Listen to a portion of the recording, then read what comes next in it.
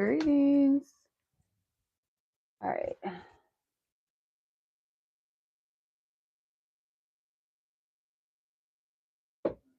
Okay. So, greetings, y'all. Happy Thursday. Happy hour. So let's make sure the sound is good. Everything's good on the technical side of things. And then I will add the names on the list. Okay, let's see. Okay. Yeah. Okay, so we're good on that end. Okay. All right. So let's get the names. Make sure I have everybody.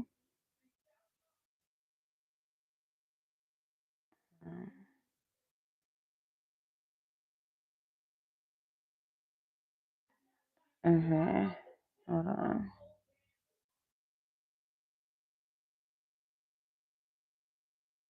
Okay.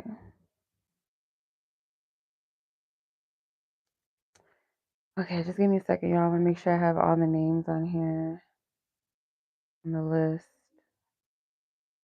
Okay. So the list is still open if you guys are interested. Okay.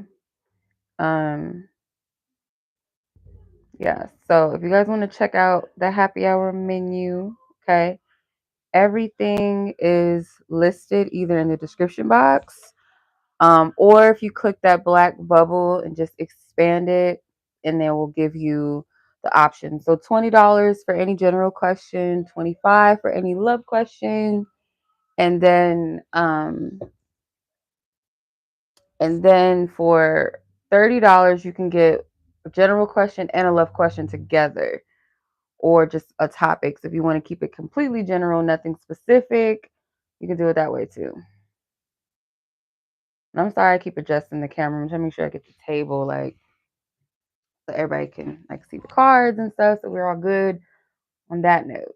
Okay, cool. So boom, let's get it. I have put the names of everyone in the chat so you guys can see where I'm at. Okay.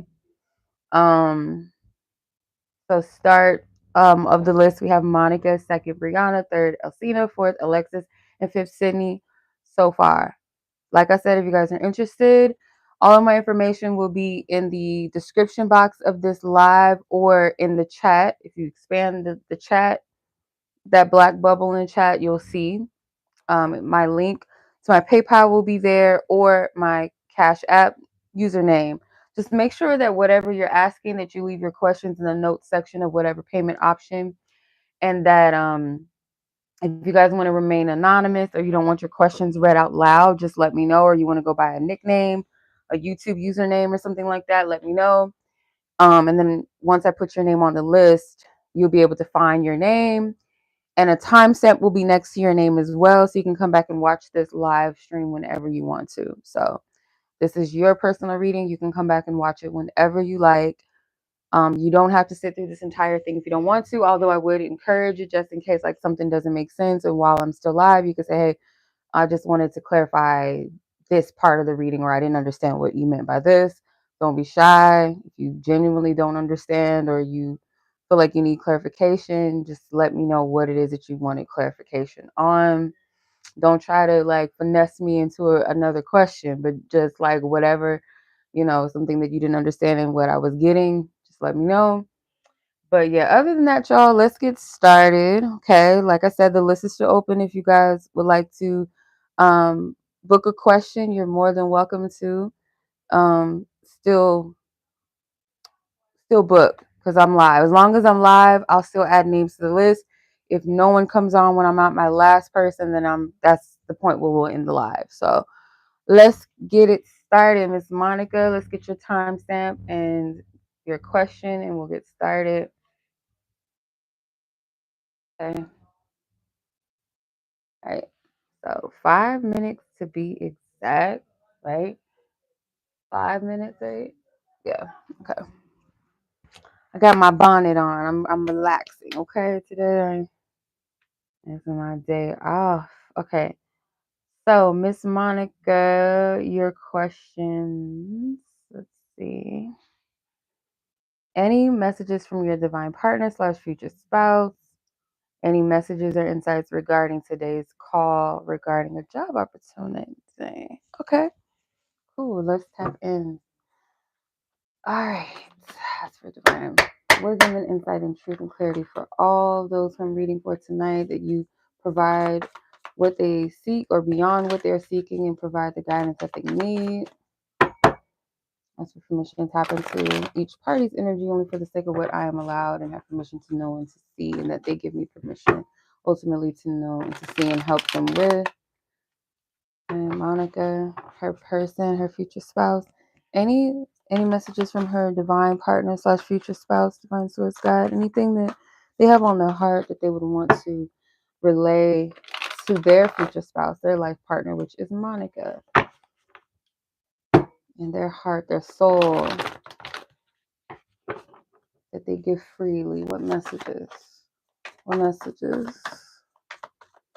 What messages today? Oh, okay. Ace of Pentacles. I'm just gonna take that King of Pentacles, your swords, okay, and the Ten of Cups. I'm hearing as soon as I pulled that card, for some reason I'm hearing that song. It's an old 90s song from Mint. The group's name or band's name is Mint, like peppermint, but Mint Condition. You probably heard of them before or know of them. But Mint Condition, they have a song called You Don't Have to Hurt Anymore or Hurt No More, something like that. And I feel like something in that song could be a message for you, because I'm kind of getting a sentiment of like someone coming in as a blessing in your life, like someone that wants to bless their partner. Like, this is a man. I'm getting like, I want to give to my person. I want to give to my wife. Yes, pentacles could be financial, but also pentacles can be things that you work for, something that you hold at value, something that you find valuable. So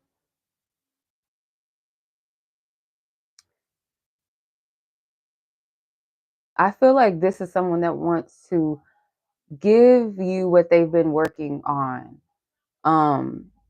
And I feel like, yeah, it could be like they want to take care of you and make sure that you're good financially, make sure that you have a stable living and a nice place where you feel safe and at home. And I feel like safety is in their heart, because the Three of Swords is like, you deserve it. And with the Ten of Cups being there, it's like, once, like, finally I can share what I've been wanting to give to the right person.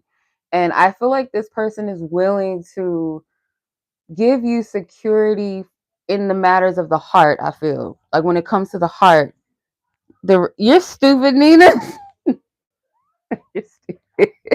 Hey, Nina, sorry. Sorry, Monica.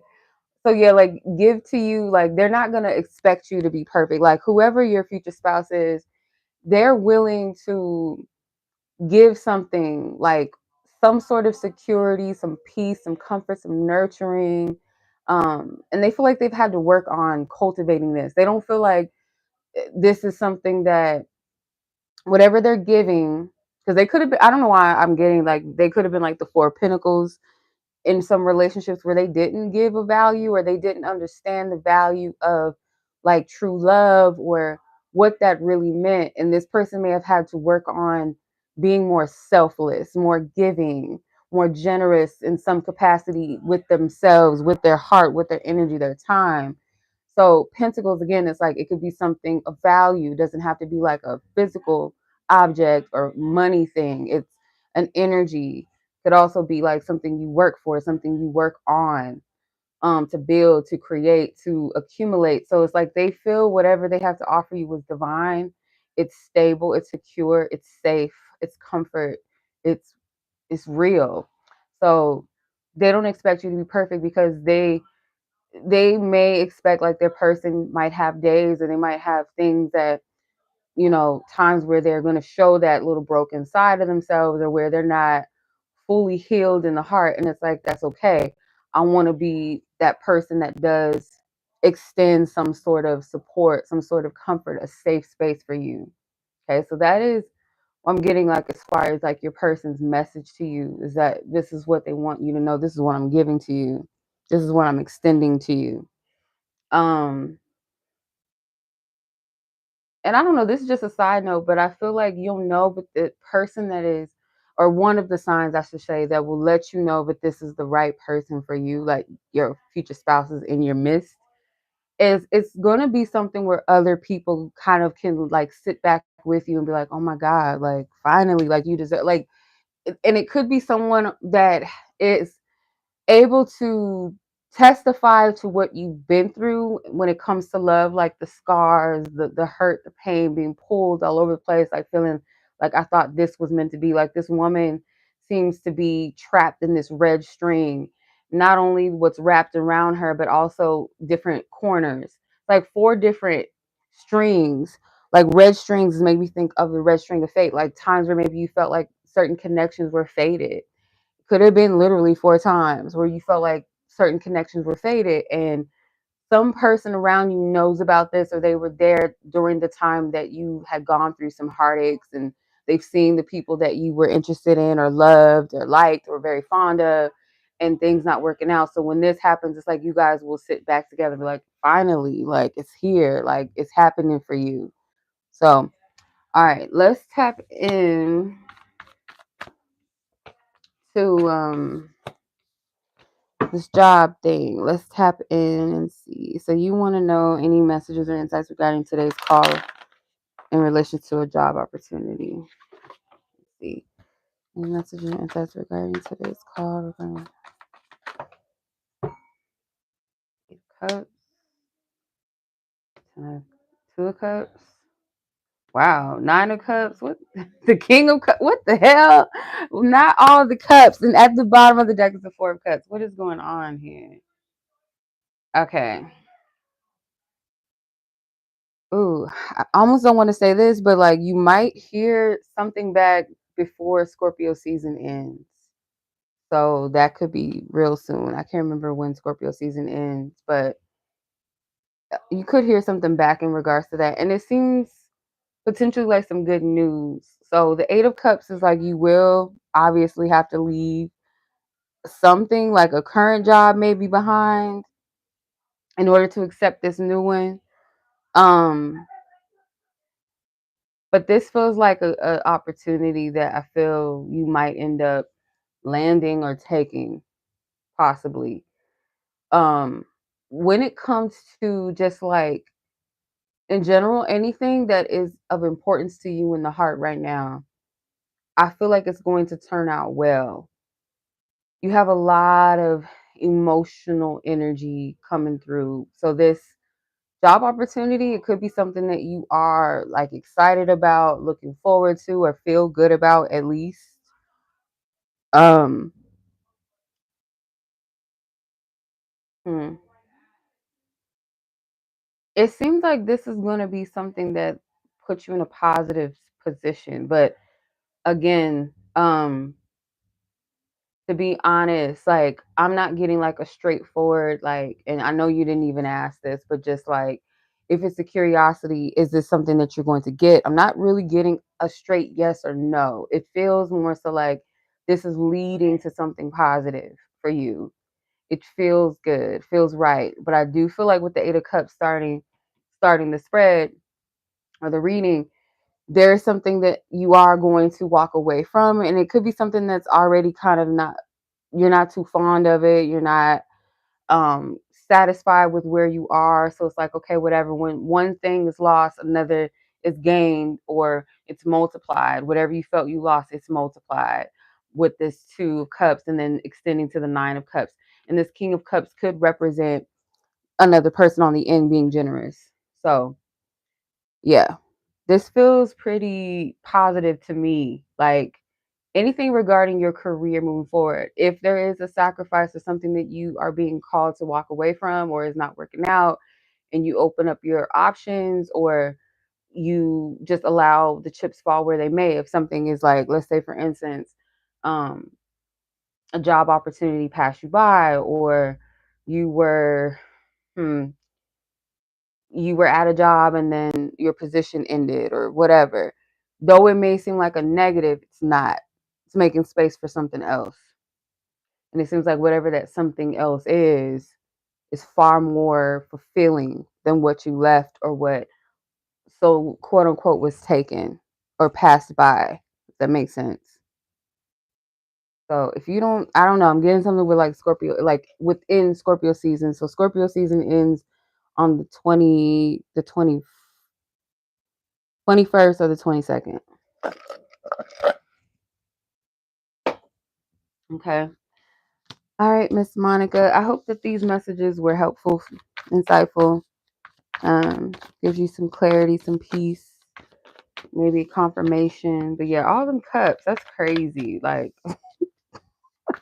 all the cups. All right. So much love to you, sis. Take care. Have a safe weekend. Enjoy yourself. And I'll talk to you in divine timing. Okay. Let's go ahead and tap in. Breyonna, get your timestamp, sis. Your timestamp is Jesus, I can't see. I can't see. That is 1640. I hope so. Because I can't tell if that's a 6 or a 5. My eyesight ain't the best, okay? So let's close out Monica's energies, divine source, God. We send her love, light, and peace, and healing and light wherever she is in the world. May she be divinely covered and protected at all times. Amen and Ashe. And so it is. Okay. Breyonna. First, you wanted to know any or energy surrounding you feeling so strongly. You feeling energy so strongly, even though you shield and cleanse yourself regularly. Okay, and secondly, okay, let's see. First question. Let's just tap into the first. First question was, okay, energy surrounding you feeling energy so strongly, even though you shield and cleanse yourself regularly. So let's see, what's the energy surrounding this experiences that you're having? Like, why are you still able to feel energy strongly, even with shielding and cleansing yourself on a regular? What's the energy surrounding this, divine source, God? Wow, cards just like flew out. 7 of Pentacles. The High Priestess. Sorry, why I say 2? The 6 of Cups. Wow, you have a few cards coming out. So, the Hierophant, the Hanged Man, the 5 of Cups, the Temperance. Yeah, it's something to do with your energy as a whole. So, like, it's not really necessarily a negative. I feel like if you are someone that is considered intuitive, or you consider yourself intuitive, empathic, something about your energy, you are going to still feel, because you're supposed to. You need those guards of, like those sensors, like energetic sensors. I feel like every human being has them, but we might pick up on them different. Like if you want to get into all the clairs, like the clairaudiences and clairsentiences and all them other clairs, those are your center fields. So like you're gonna sense things passing through, or when you pass through a door, you're gonna feel things. So even though you might shield, so let's put it hypothetically like this: just because you put on a COVID mask does not mean that your sense of smell is completely gone. Even through that mask, you're still going to be able to smell something. So although you're shielding and protecting yourself from one thing, it's not going to cut off complete senses in your nose, right? Just because you put gloves on your hands to protect your hand doesn't mean you're not going to be able to still feel something. Does that make sense? Like energy transfers, I feel like you could be still feeling people's energies, because your higher self or your intuitive self is needing to filter through that person. Like, okay, what's up with this person? you're still feeling through it, because you have to discern what your energy is exchanging. So it's one thing to shield, does not mean that it's completely preventing every single thing, because you still need to sense and feel. You still need to take in and understand. So shielding and protecting yourself is like to so those energies bounce off of you and they don't affect you as much. And if it starts to affect you, that protection is the discernment too. So like we still have to do our diligence. Like, yeah, it'll kind of repel certain things, but just in case, like we still have to encounter, interact. Our discernments, our energetic, whatever discernments, our intuitive, whatever, it still has to filter through so it doesn't get affected. Like, okay, I see what you want. I'm not dealing with you. Okay, moving on. Like, you're not about to affect my energy or my day. And if it does, you catch it and be like, okay, what's going on? But if it's complete on full attack, there's a difference between a full on attack. So, yeah, that's all that I'm getting. I'm not getting that this is like a negative, because like with all these power playing cards, like the high priest, priestess, the hierophant, the hangman, the temperance, it's you still, your higher self, or that part of you is still filtering through energy, trying to discern and trying to understand it. So with the Seven of Pentacles, as long as you're not investing in certain energies and stuff like that, not, playing with it too much, because where you invest your time, with the Six of Pentacles at the bottom of the deck, where you invest your time and your energy, that's what affects you. So if you're focusing on the negative, or if you allow something that happened to you that day that somebody else has got a funky ass mood, that has nothing to do with you, unless you make it about you or you take it on, or even if they project it, you have to discern the difference between, oh, that person is just, that's their own problem. Like, I'm not dealing with that. You know what I mean? So yeah, it's how you respond to it. So the Six of Cups and the Five of Cups. Yeah, Spirit doesn't want you to take a thing that's meant to, um, I wouldn't say innocence, but like taking something that is what it is. Like it's just energy. So whether you compart it as negative or as a positive, or just something like it's whatever, it's how it affects you, how you allow it to affect you with the Five of Cups. Hangman, how you perceive it, because this is actually like your spiritual giftings. You're still going to sense things, but it's up to you to discern and learn with the hierophant, and also maybe even teach other people, like, nah, if it's another person, let's say like someone in your workplace that's acting a little stank, you can discern through your energy how you're going to engage, and then also how you move and whatever boundaries you put up, your protective shield. It teaches the other person, like, no, you can't act that way, you can't do that, or you're not going to be able to do that to her. Like, you can't fuck with her, try somebody else. And if you can't try somebody else, then you need to check yourself, right? So you're teaching too as you're learning. That's what I'm getting from this. All right, love question, let's tap in.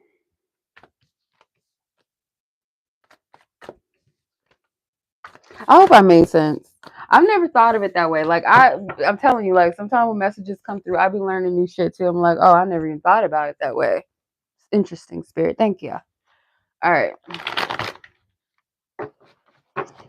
So this person in question, when this person imagines the future of your connection, what possibilities or outcomes does this person envision? It's an interesting question. I like your questions. I like your trick or treat question last week too. I'm like, that's cute. Your little Halloween question. I thought those are cute. So this one, Divine Spirit, whenever this person imagines the future of their connection with Breyonna and themselves, what possibilities or outcomes does he envision that you want her to know? Yes, please like and share, y'all. Sub if it resonates. Thank you, Minah. I don't know if she's still on here, but thank you for the reminder.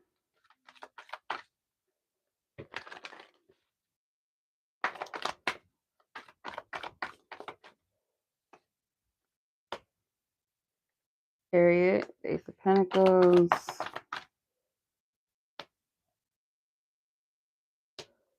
You have a lot of cards trying to come out. So you got the Chariot, the Ace of Pentacles, Two Wands, King of Swords with the Page of Swords. All right, so I feel like the future that this person envisions, the first thing that came through was like they may kind of envision you guys having a bit more direction or a bit more like a sturdier connection, more of a like you guys are on one accord together, like you guys have a level of understanding of where you're going. You see the vision, because they're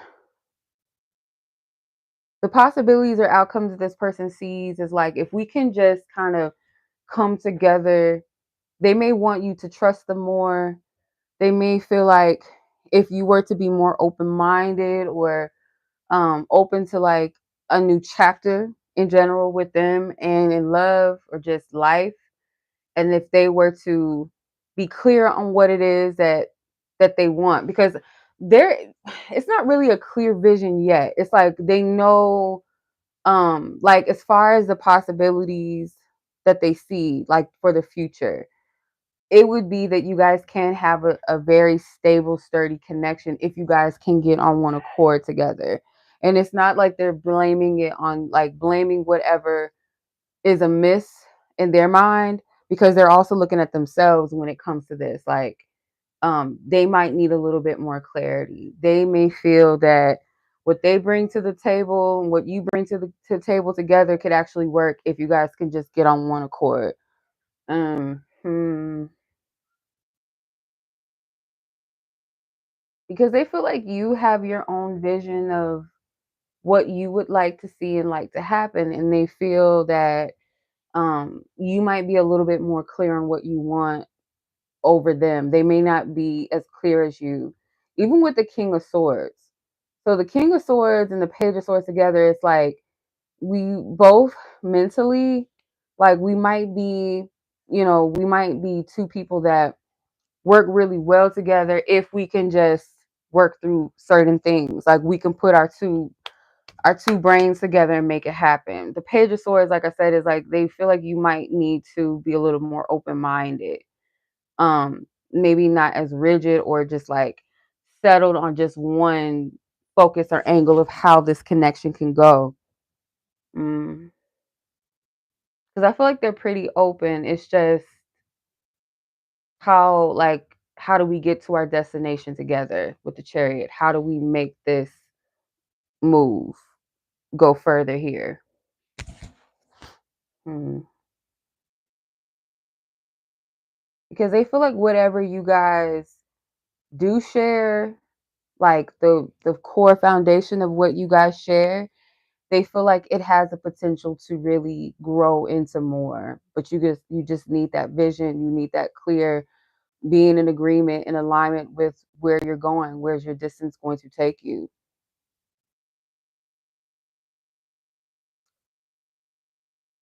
Because I don't feel like this person necessarily wants to lead the connection completely. Like they want an equality to your union of some sort, but still allowing them to be their own brain and their own mastermind as well in the connection as you would be.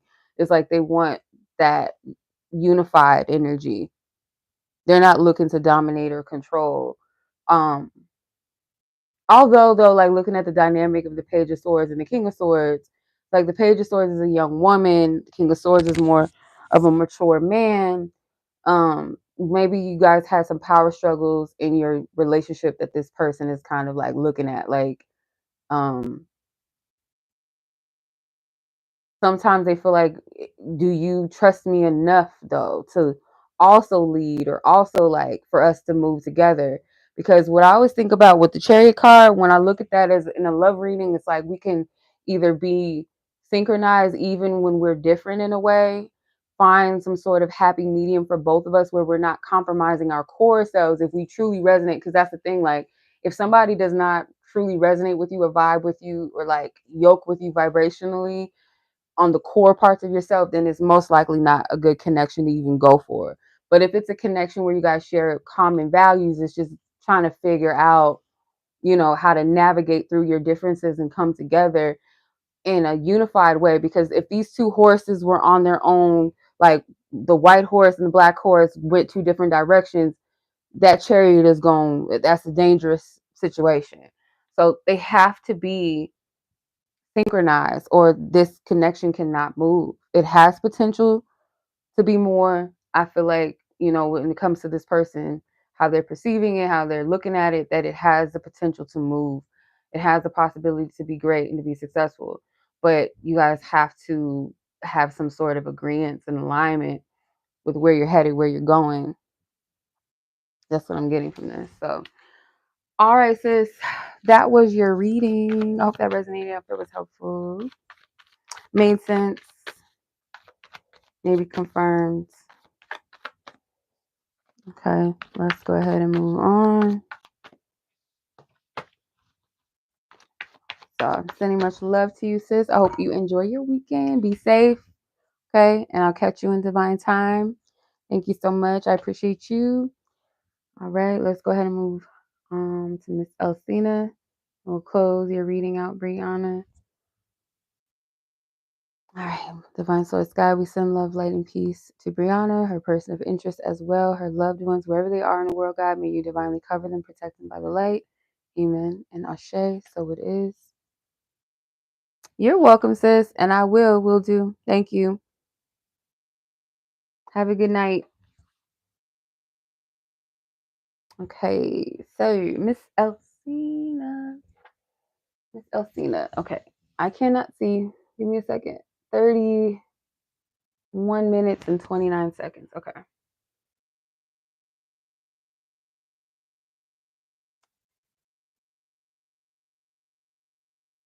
All right. So, hey, sis. Long time no speak. Nancy, I see you, sis. I'll add you to the list. So Miss Elsena, first, you would like to know if there's a specific source you need to go on to help in your situation. Okay. Okay. All right, sis, I got you. So you just want a general love read, and then you want to know about your specific situation. So let's do that one first, and then we'll do the general just love energy after that. We'll do that. All right, so Nancy, you'll be person 6 on the list. All right. Elsena, her situation, her specific situation. Can you please tap into resources for her? Any sources of help on her situation? Give us a little bit more insight into that.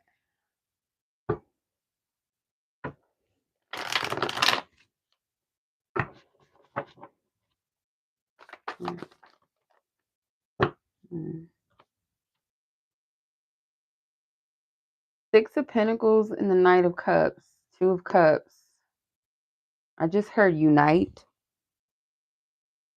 Something with the word unite or unity. Something with that. Queen of Cups. Yeah, I feel like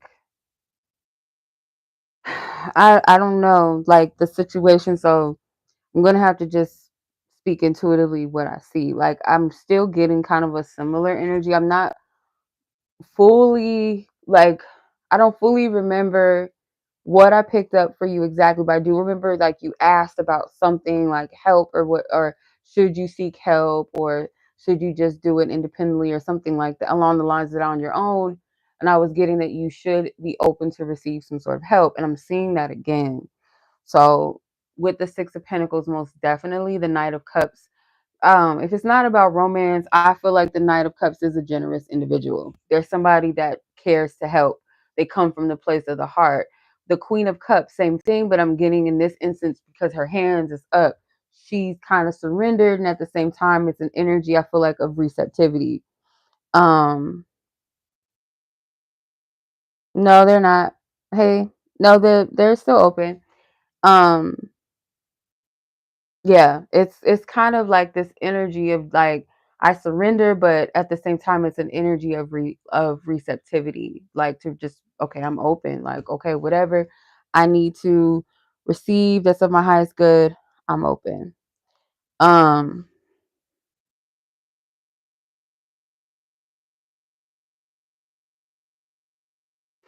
And with the Two of Cups, like I said, I feel like there's something with like unified or unity. It could even be um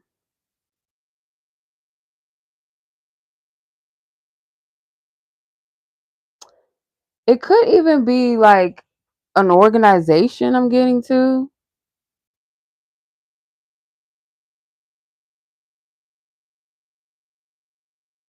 Yeah, something with like organization or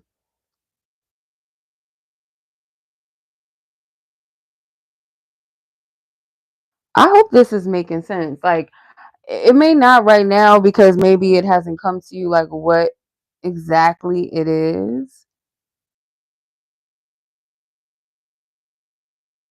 But there is something about you still being open to receive some sort of like help, assistance with the Knight of Pentacles. Again, like this man, this energy, and if it's not like a literal man, could be just like a worker, someone that's meant to, like that's their job, or it could be an entity, could be like a male's name or something. You know what I mean? Like it's something where whatever this person or this entity, this organization, whatever it could be, institution, I don't know.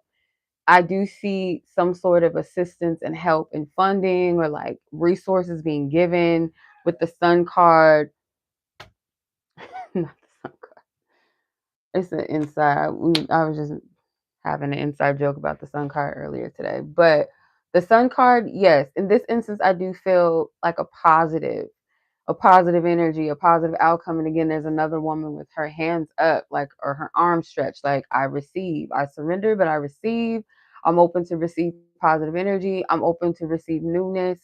I'm not like, once you get to that stance where it's like you surrender in some way, like, okay, fuck it. Like, I don't know what to do. Like, I admit, I don't know what I'm doing. I can't see what's going on, or I'm tired of trying to do it all by myself. Like, some kind of like this releasing and letting go, it allows some sort of assistance in. Now, like I said, I see some sort of generosity here. It's just, I feel like finding it. Now, I'm not really getting anything with that, like specific, like, oh, go to this place or go to that place. But if any of this could be a hint to you, there is like a man here, and he may be kind of young or younger than you, maybe not too significantly younger, but I do get like something with a youthful age. It could be an employee or someone that is um, some sort of assistance to you in some way, whether that's their job or this is someone you know, personally know. And I'm trying to figure that out.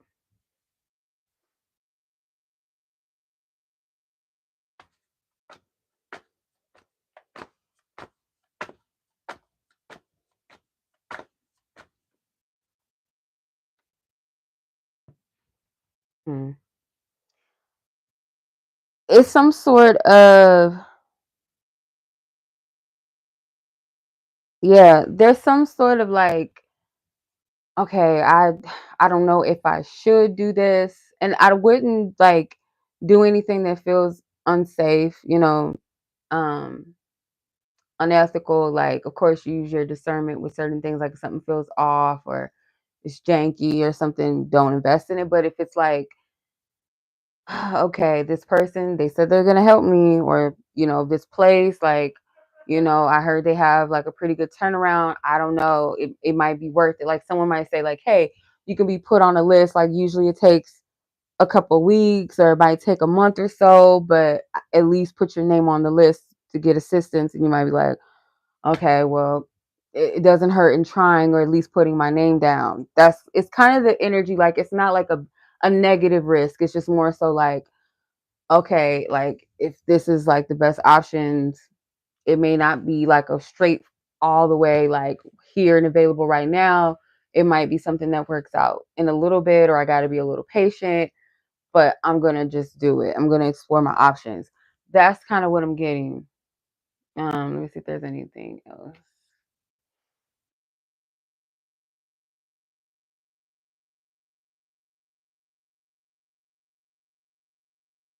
There's something about like the state. maybe, or your county with the justice card. I don't know, I'm getting like county, I'm getting state or something like that. Most likely something with a county. So like your county or something in your area, or maybe a county over. I don't know. And you might be like, okay, I don't know if they'll be able to help me, but I should just shoot for it. Let me see, you know, because I'm out of the county, but maybe they might be able to help me. It's something like along the lines of that. Hey sis, yeah, the list is still open. Yeah, if you want, we can go into a little more detail into that and like a personal read. But yeah, so far, like that's what I'm getting, like just based off of the clues energetically, what I'm sensing.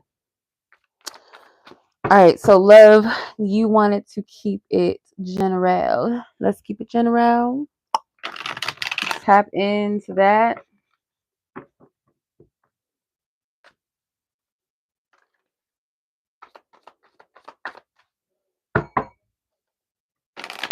Okay, thank you.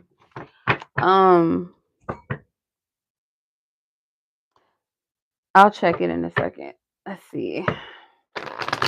General love message for Elsena. General love energy of message. What does she need to know? Anything of importance, relevance? High Priestess. Four Pentacles. Ace of Pentacles. That's card. As far as love goes, hey Phyllis, I'm not really getting a strong energy of focus. Um, yeah, not really getting anything around love really. With the Six of Cups at the bottom of the deck, like as far as love goes, it could be something about the past that you are kind of like, I'm getting like a bittersweet energy, like you're parting ways with, but also reconciling a part of your past or healing something in regards to that. But as far as relationship or love or anything like that, romantic energy popping off, it seems like spirit doesn't even want you to focus on. Like it's not anything. Like it's not a bad thing, but it's just like right now you're focused. Like there's something that spirit is trying to help. I don't want to say like help. Let me see. To an extent, yes. Okay, so the high priestess to me, I feel like spirit wants you to not occupy any type, because love would be a distraction to you pretty much. So that's something taking you away from what you need to pay attention to, be present for, centered, to hear, to see, to feel, to sense. Like spirit needs for you to be present. Um hmm. Yeah, like you're with the Four of Pentacles, like you don't have the energy to like even give to a person right now, or to even focus on that too much. It's like that's a no. Like let's not focus on that right now, because it's something else that we want you to place your energy, your focus on at this time.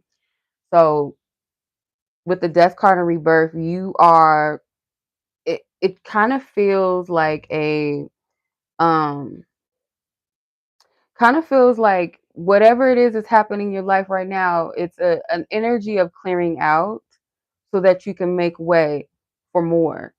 You may not be able to see the forest from the trees right now. It may not be something that's apparent and clear from jump, but what I'm sensing, like what I see is like spirit saying for right now, let's put love on pause. That's not something we want to put too much of an emphasis, because we need your full on attention right now in another way, in another area.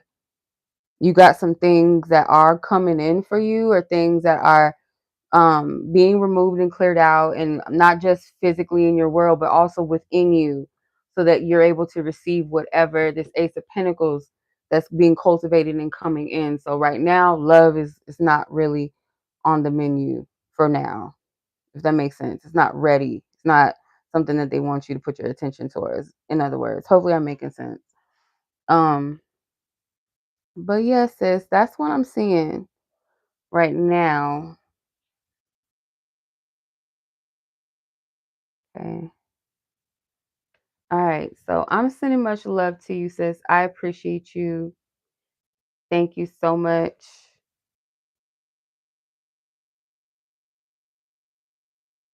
Okay.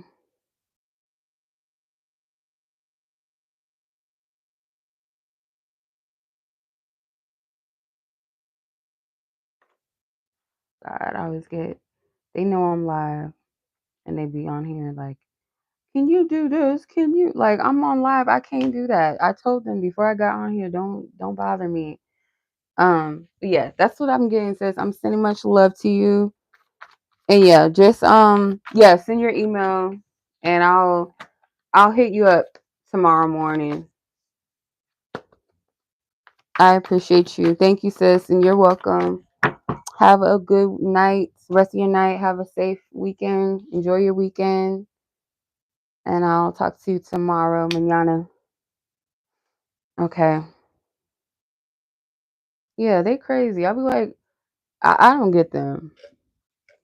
I do not get these people in this house. They crazy. Okay. So, Aileen, I don't know if you want me to leave it at that, like that name or the name that you left in the note thing of your payment. So I don't know what you want me to do, but you'll be person 7, and then Breyonna, you'll be person 8. Oh, the name. Okay, the name on the note. Okay. So Crystal. Okay, Crystal. Okay.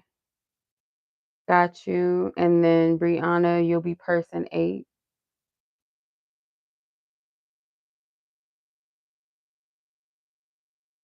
All right. You're welcome. Oh, it's your middle name. Okay. I got you. Hey, Celeste. How are you, sis?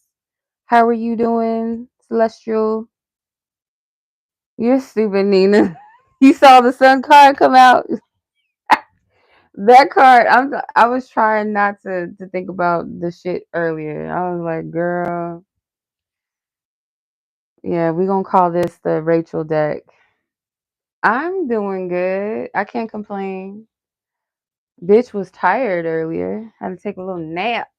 I've been doing well, I didn't really do a full 12 shift this week. Um half of 12. Almost half. I did mm, like give and take like 10 hours. They let us go home early. This like all week. So I didn't do a full 12 this week. 48:08. Okay. All right, Alexis, your timestamp is 48 and 8 seconds. Yeah, so if I've been MIA and stuff, that is why. Okay. Miss Alexis, let's get your question on. Where are you at? Okay, there you are. First question, what's a wish of yours next to come true? And what did this person like most about you? Excuse me, what did this person like most about you? Okay. Let's tap in and let's see. First question, what wish of yours?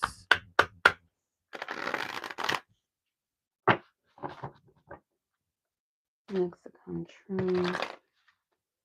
What wish of yours is next to come true?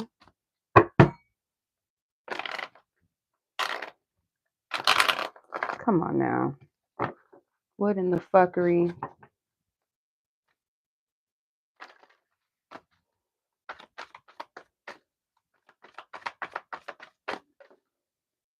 Seven of Swords. Mm.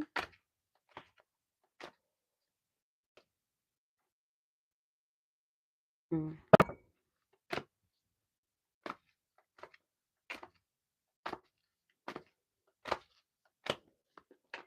Wow. You might have asked for a sign from spirit, like something that you may already sense is going to happen or come to pass. Um, something to be unveiled, some sort of truth to be revealed to you. Like you want to know for certain, you want to know for sure that whatever you sense, whatever you feel is going to be revealed. And this could have something to do with a person, like a specific person, because the Seven of Swords and the Seven of Cups, I feel like those are connected cards, connected energies.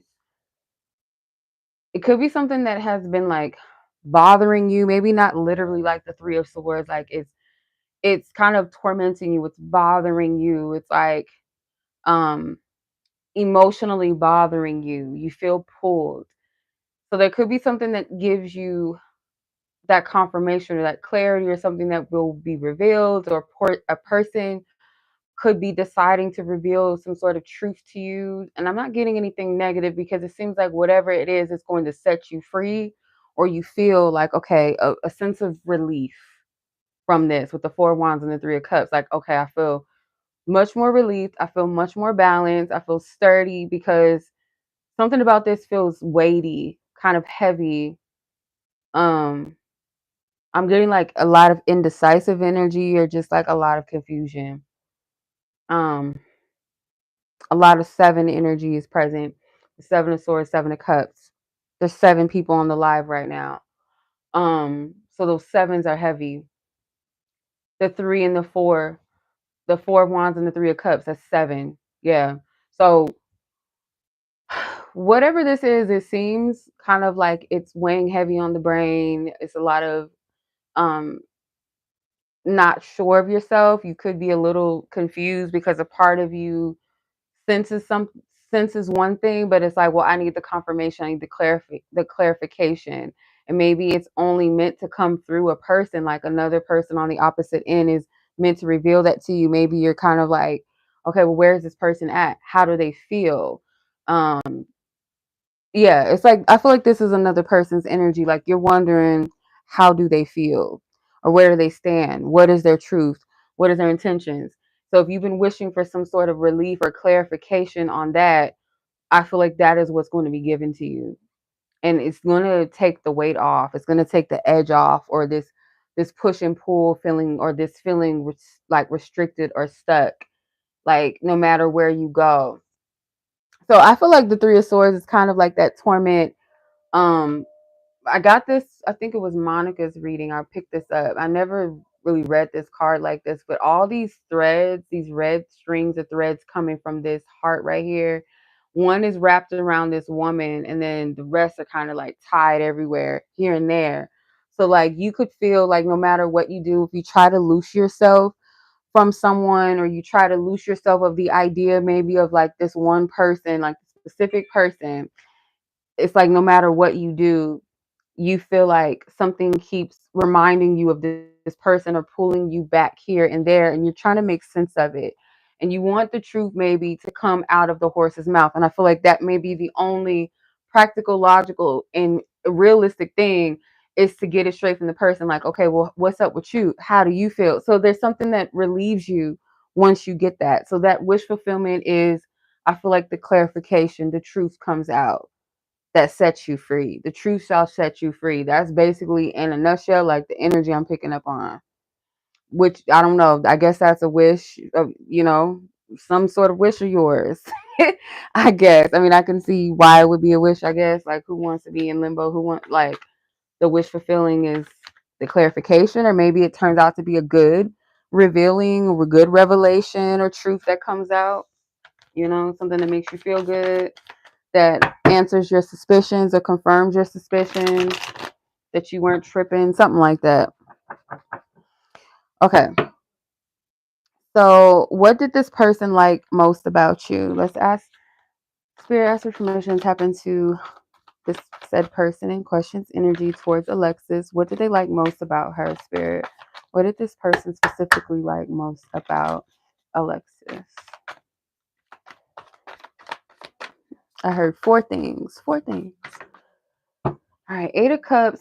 Seemed like it won't come out in reverse. I'm going to leave it that way because that's how she came out. 6 of Wands. 10 of Swords. The Magician. Yeah, I heard 4. So if I need to pull more, I'll pull more. 7 of Cups is at the bottom of the deck. So maybe you're asking about this motherfucker. Like, you want to know from this person's mouth or something to confirm it. And I feel like, yeah, most likely it's going to have to come out of this person's own mouth, whether it's directly to you, something that they do or show you, or I don't feel like it's going to be a third energy that's like, oh, I heard so and so said this, or they were asking this and that, or I don't get that. I feel like it's meant to come straight from the person's mouth, whether it's literally this person. I feel like it's possibly them for some reason, but if it's not them, whoever it could be that you're asking about, it's going to come out of their mouth. But for some reason, I'm getting this Seven of Cups it was talking about them in the first spread. Obviously because the Seven of Cups is there, but I feel like it's talking about them. Anyway, what they like most about you. For one, with the Eight of Cups in reverse, you don't seem like someone that's full of drama. I feel like you distance yourself from drama. Um, Six of Wands. I feel like this person could find you to be, there's like a mixture, like your energy seems pretty independent, cool, calm, chill, like a pleasant person to be around. You don't bother anybody. You may stay to yourself, stay out the way, but also an energy maybe too where you do have like a warmth about you, a welcoming energy about you as well. Maybe a side that they've seen of you that, like another side that they didn't know was there. Um Maybe you exhibited some of your like your skills, your talents or something like that. They may have even seen you like helping somebody or rooting for somebody or something like that, or celebrating somebody else, and that was attractive. Or you're not someone that boasts and brags, like you just show and approve, like you show approve. um Yeah, like with the magician, it's like they're in their own world. They're not dressed up snazzy like a magician, like with the top hat and all these tricks and all this shit. It's like they're in their own world doing what they do and they're good at it. So I feel like this person may like to see you in your element or something, of some degree. Hmm. Yeah, it's like a humbling energy. Like some people that don't even know how talented or how creative or how gifted, how smart, whatever they are, and it's like they'll just be in their own world, in their own element, doing the thing, and it's admirable. Like they feel like you could be the type, if you wanted to brag or to show off or something like that. They don't see you that way. And I don't know, for some reason I feel like some people might misjudge you. Like they might judge you as being someone that is conceited or should be conceited or should be stuck up or something along the lines of that. But you show people the opposite. It's like, no, I'm actually really chill. I don't bother anybody. I stay to myself. I'm chill. I'm cool. I ain't got no problems with anybody. um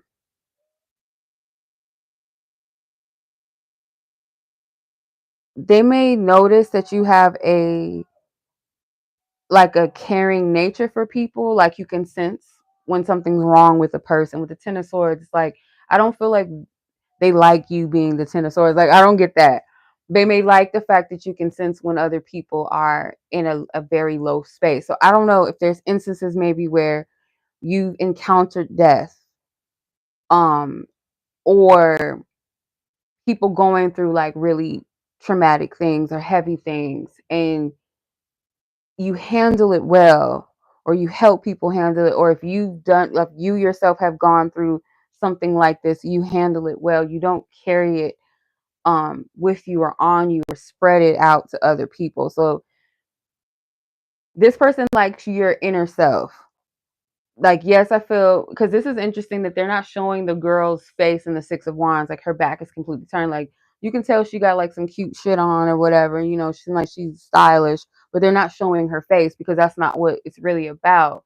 I do feel like this person notices your body or finds you attractive for what they can see, because there's some element of like your attractiveness being cloaked somehow. Like, so whether it's like a uniform or you don't maybe you don't dress up as much inside of work as you would outside of work or something like that. But there's something about where they're not completely distracted by this.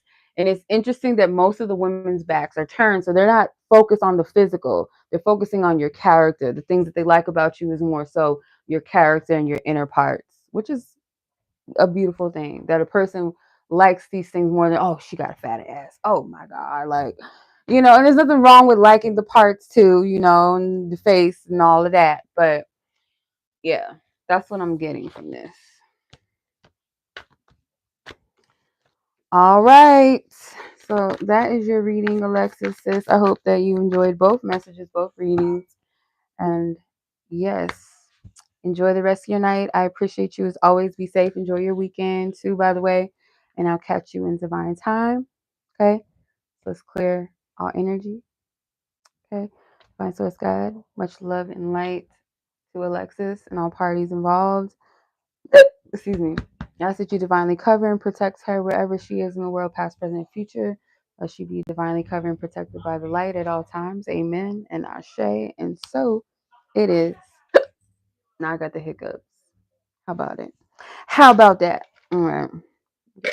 All I got is ice in here. I done drunk all my tea. Okay. So Miss Sydney is up next. Then Nancy, Crystal, and Breyonna. If anyone else is interested, the list is still open. As long as I'm still reading, still going, get your questions in, okay? Let's get Sydney's time stamp. And 61:48. So 1:48. Okay.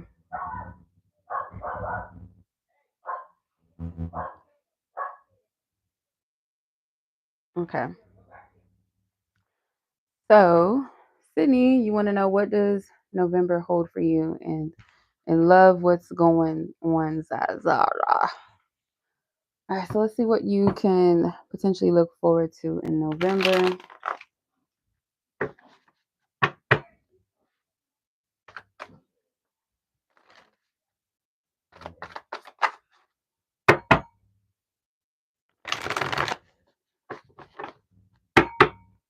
November 2024 for Sydney, Divine Spirit. Is there anything she needs to know?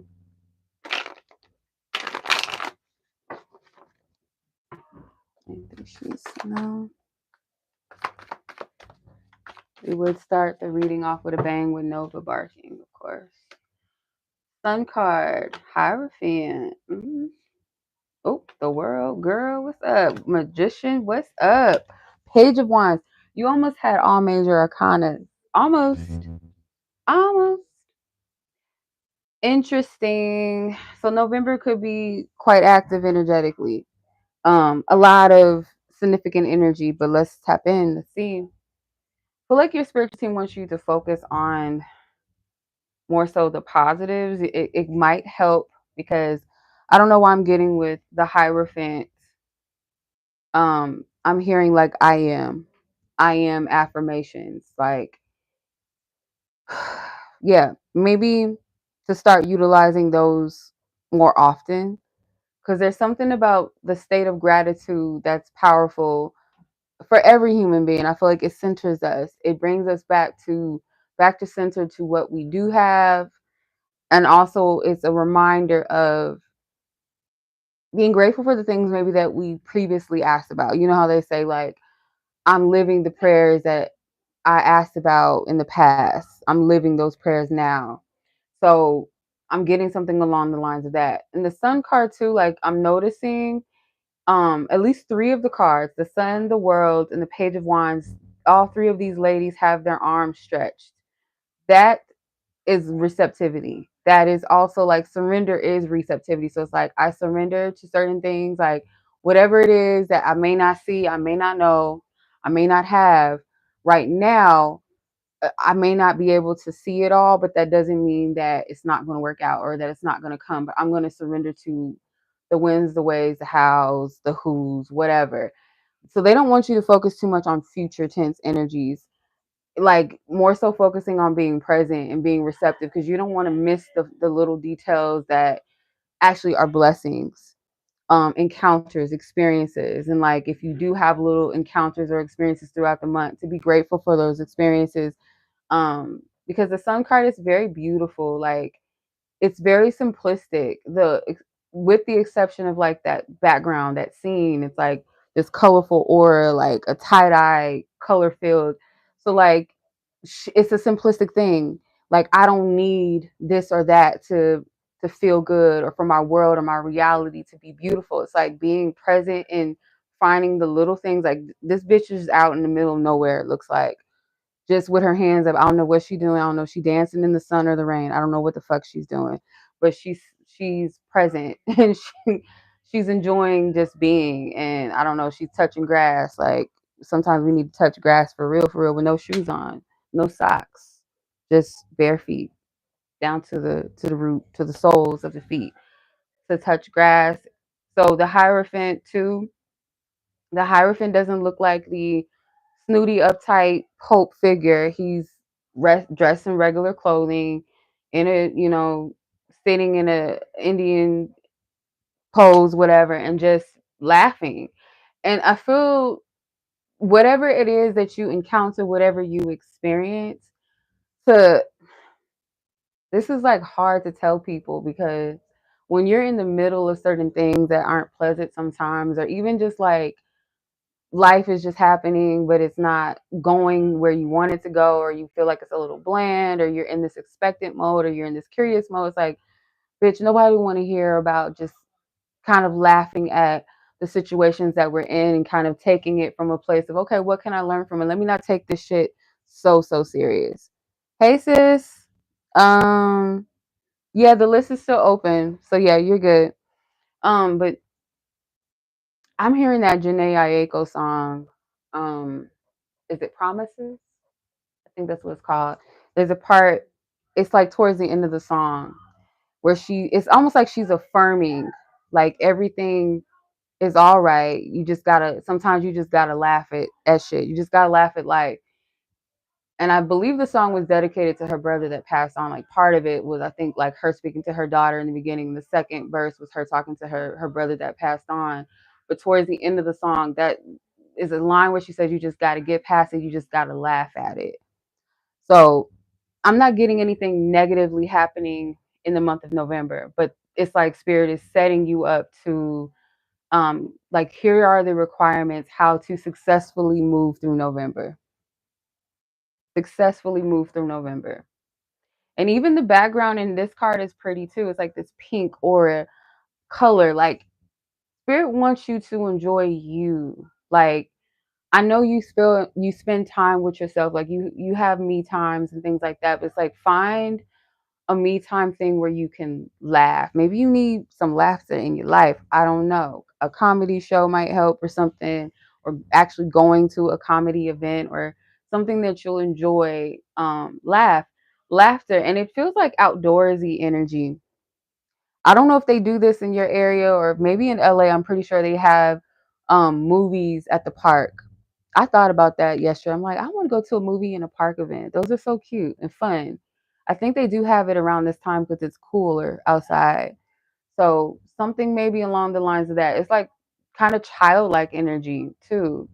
Lighthearted. The world card, you might, it could be something that you excel in too during this month, maybe towards the end of the month too, where you might excel in some kind of way, or like celebrate something that you um I see acceleration. I don't know what that means, but you successfully you you pass it. Maybe it's like something at work where you pass a test or something like that, or you successful. Like a success in something. Mm, what else?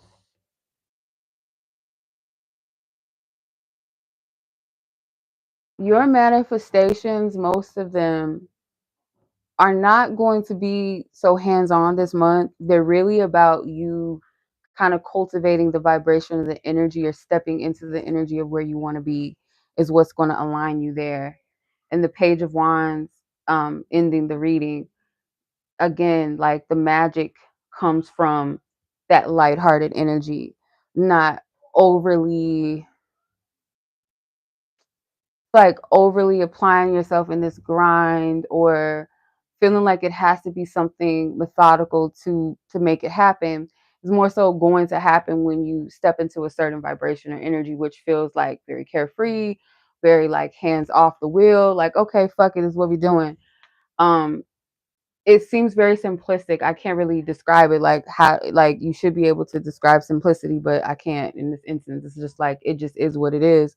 How do I get into that space naturally where I just enjoy where I'm at and say, fuck it. Like, what feels good to me right now? What makes me happy? Like, what makes Sydney happy right now? And enjoyment without me worrying about this and worrying about that. Like, there's no need for me to do that because life is happening, it's flowing, and all I gotta do is just step into the energy by being receptive and just being like, all right, cool, it is what it is. This is where we're at right now.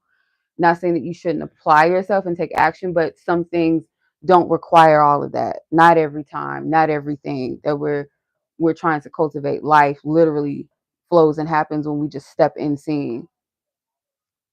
In short, so if that makes sense, sis, please let me know. Let's tap into the love. What's going on? Like Marvin Gaye, what's going on? I'm just like, no. These fuckers are loud as hell. I can't with these ninjas. I can't with them. They drive me crazy, child. Alright.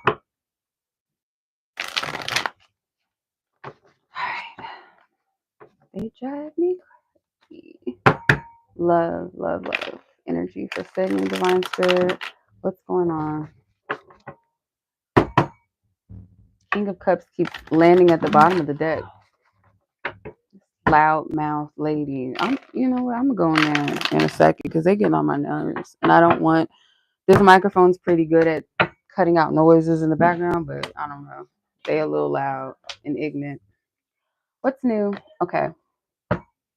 Oh, you got the Lovers at the bottom of the deck. So the Ace of Swords, the Magician again, the King of Pen or the Queen, sorry, Queen of Pentacles and the Chariot. Yeah, okay. Again, your visions when it comes to your love life, what you ultimately like, what you desire. Okay. I don't know how you're gonna feel about this reading because it's kind of giving me a similar energy to the last one, just a little slightly different. With the Ace of Swords, it's kind of like her brain is a movie projector.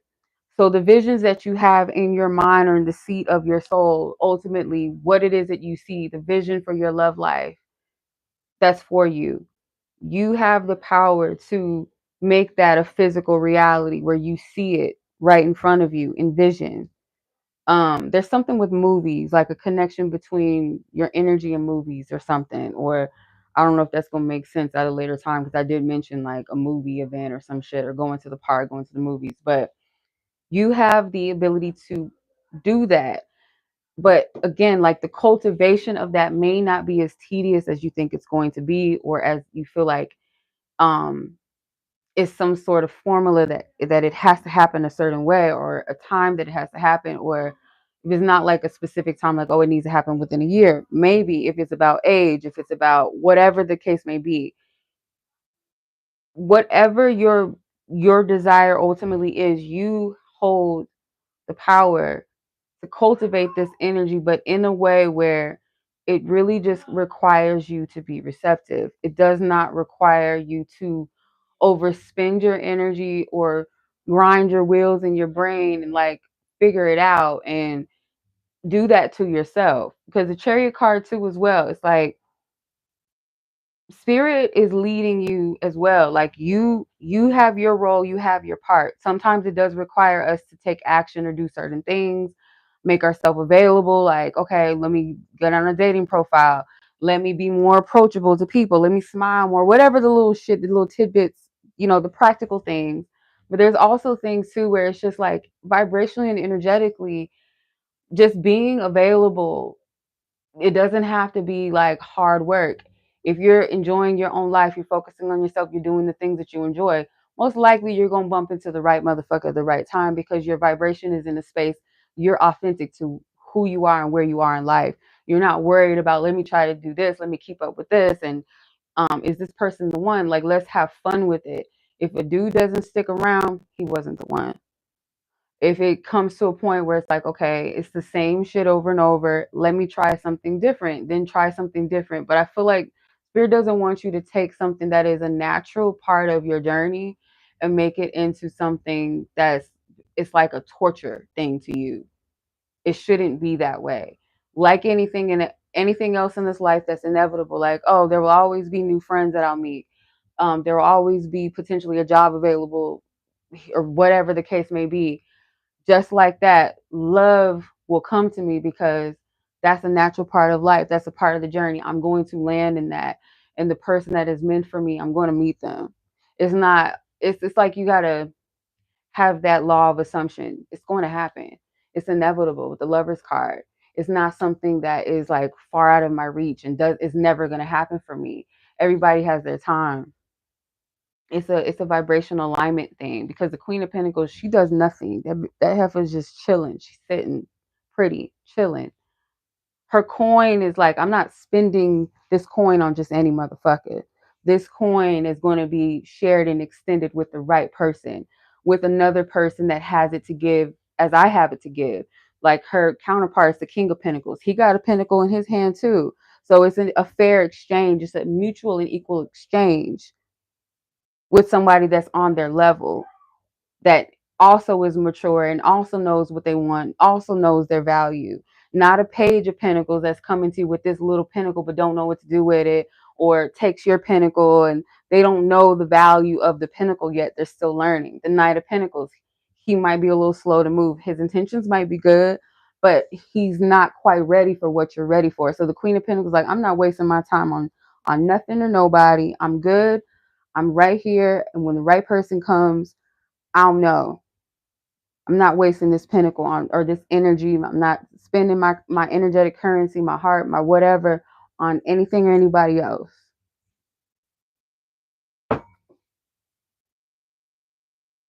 Yeah, because your love life, like, I don't see anything I don't see blockages. I don't see negative energy around it.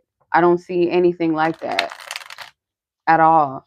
Therefore, there's no delays. There's nothing out of order. It's just really about the vibration of a thing. That's all it is. And that vibration, I feel like Spirit is saying, like, the cultivate that is this Queen of Pentacles. Like, I'm not wasting my energy on nothing or nobody that is not of my time or value, that cannot see my value or my worth. I enjoy my own space, my own company. Like, Queen of Pentacles, she's comfortable. She's comfortable in her own energy. She loves her own time, her own energy, and she knows the value of it. So if anybody steps in seeing, they cannot take away from her peace and her value. She's not going to allow it.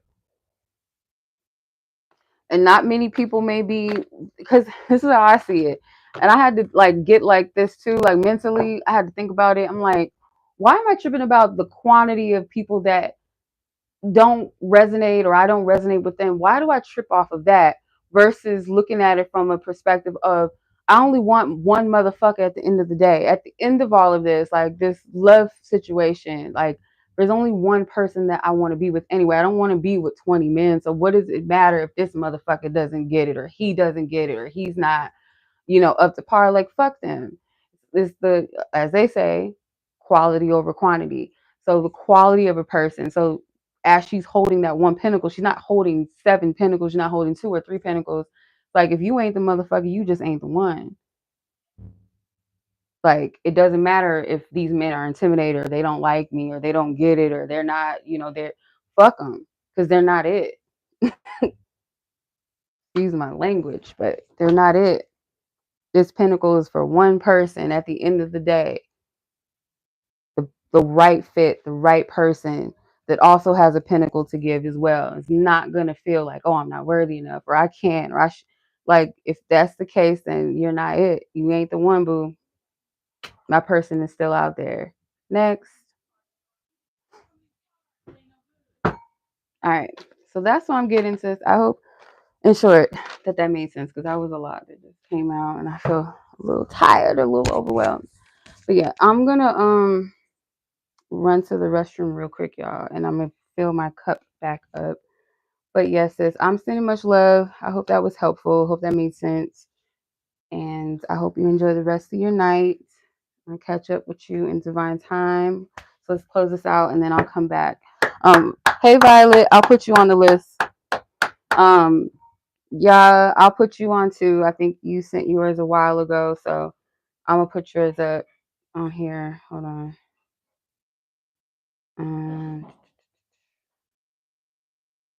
When did you send yours, sis? Oh, I see yours. Okay.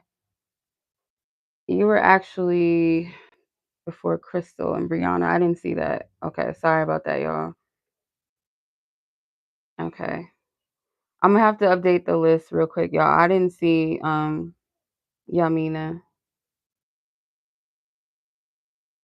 So hold on.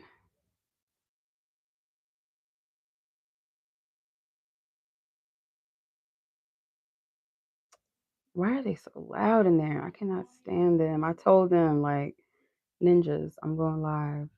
They don't care. Okay, so after Nancy is actually Yamina.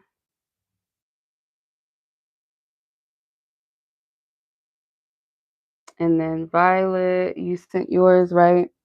Let me see.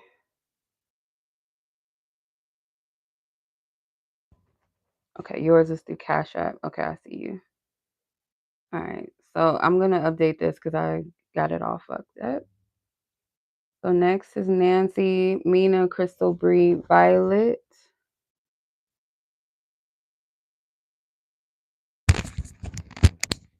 Okay, I'm gonna run to the restroom real quick, y'all. I'll be right back.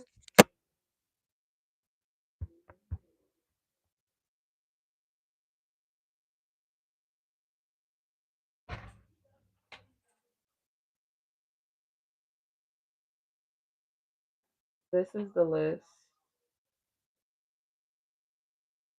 so far. I'll be right back.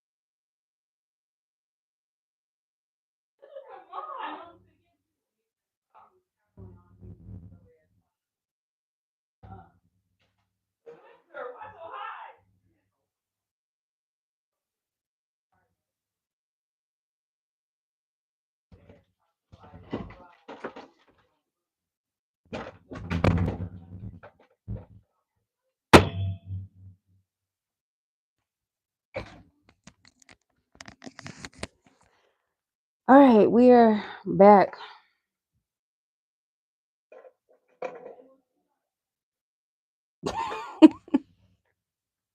Why is it so loud? I had to play it back. It's so loud. Okay. So Nancy, I appreciate y'all patience, by the way. I had to go run to the bathroom real quick and go get me some more to drink. You drink, so we're good. Nancy, Minah, Crystal, Bree, Violet.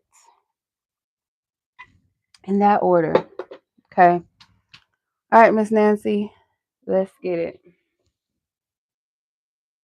We are at 85 minutes and 47 seconds. So 85 is 20, 125, 45. Okay. Okie dokie. Let's get it. Let's get back into the groove of everything. All right. So, Miss Nancy, the question is, how does blank feel towards you? And two, should you move back to Tennessee? How is Tennessee? I always wanted to go to Memphis. I think I want to go to Memphis and visit one of these days. I always wondered about it myself.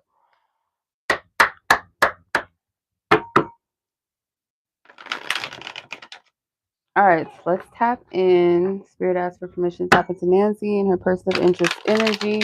What does she need to know? And if I didn't, I don't know if I closed Sydney's reading out properly. Spirit, we send Sydney love, light, and peace. Healing wherever she is in the world, God, that she be divinely covered and protected by the light at all times. Amen. Ashe. Thank you. Thank you. Okay.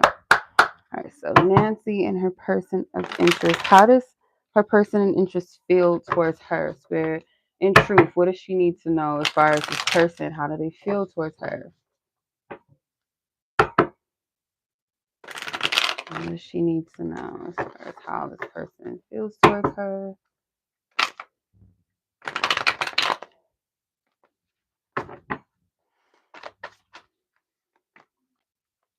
Pentacles, Seven of Pentacles, Page of Swords. Okay, I'm gonna take 5. Okay. Queen of Cups.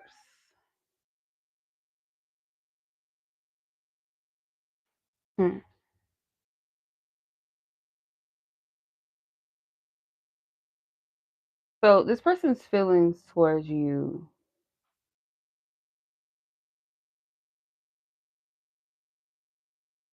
There's something like this person could feel that you're deserving more, you should be receiving more, or I also feel like this person, it's like they're holding out, but it feels like with the purpose or the intent of waiting for something to happen or to cultivate. And as this person is either waiting for mm, this is like the vibe that I get from this, and I have to be honest. If y'all get a reading from me, y'all, I hope y'all know what y'all getting yourselves into, because I can't sugarcoat. I have to say it how I get it, and it's not always cute. This person feels like a person that shows people. So like they could like things about a woman, because I feel like um what they do, because I don't feel like you're the only one that they do this to or has done this to, where they could like qualities and aspects of a person, but they're waiting for um what they believe is like the perfect person. And the perfect person does not by any means have to be like perfection, like what you think. Oh, they want someone that's, looks like this and has X, Y, and Z. It doesn't have to be that. Whatever that, this is who I feel like I should invest or would like to invest in um fully, wholeheartedly, because this person is like, they'll kind of give enough to whoever they're interested in or they're looking at as like a potential candidate. They'll give enough, to keep that person around just in case. It's like, because with this Empress card, I feel like it's you, but I also feel like at the same time, it's like the ultimate woman. Like, this is who I'm going to land. This is who I'm going to end up with. there's something maybe that you're learning about this person, or you're still getting to know them, they're still getting to know you, or qualities or something like of this person that you're discovering and learning.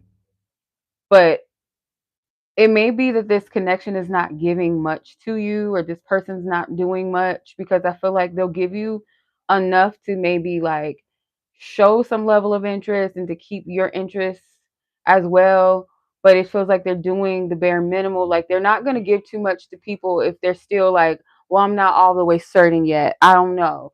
Like, what if, this isn't my person, and then my person does show up like what I'm looking for, this is what I want, and like they might be interested in another woman, and they might be like, well, she has qualities I like too, but I don't really know about her either, so I'll just give her a little bit. If that's what I'm getting from them. And to be honest, with the Ten of Swords, it feels like this type of energy will leave someone feeling devastated, or feeling used, or feeling like, oh, he played me, he strung me along.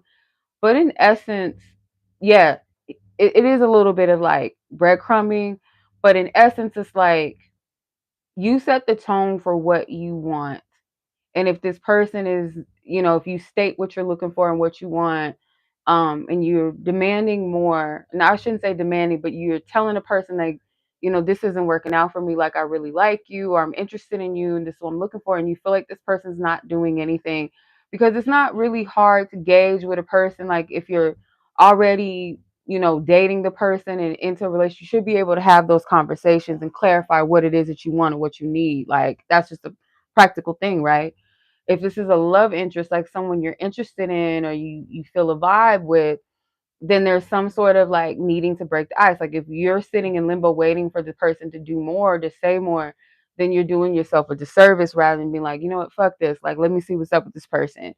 And if it's a engagement that is not giving to you, it's not giving anything of value or worth to you, then you decide like if this is something you want to deal with, because you don't have to.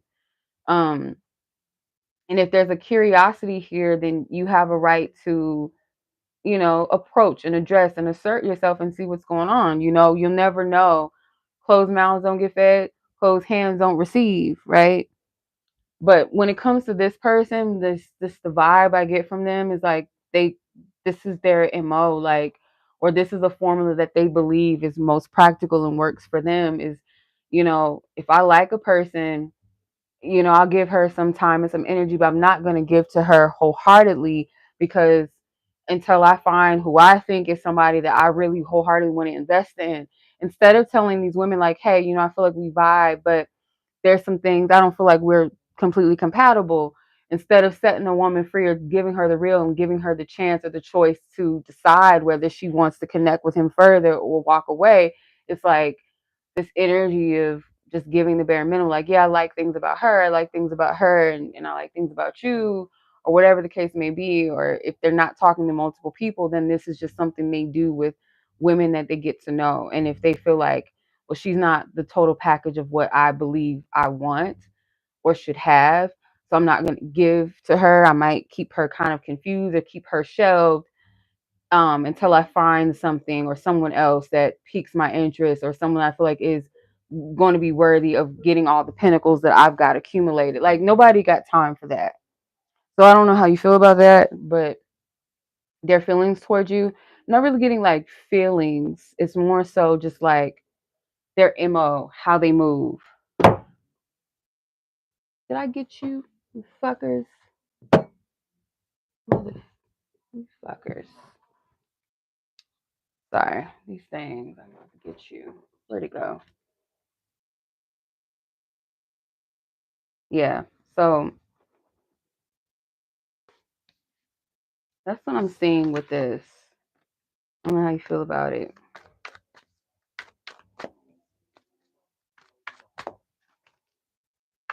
Okay. Tennessee. Should you move back to Tennessee? Let's see.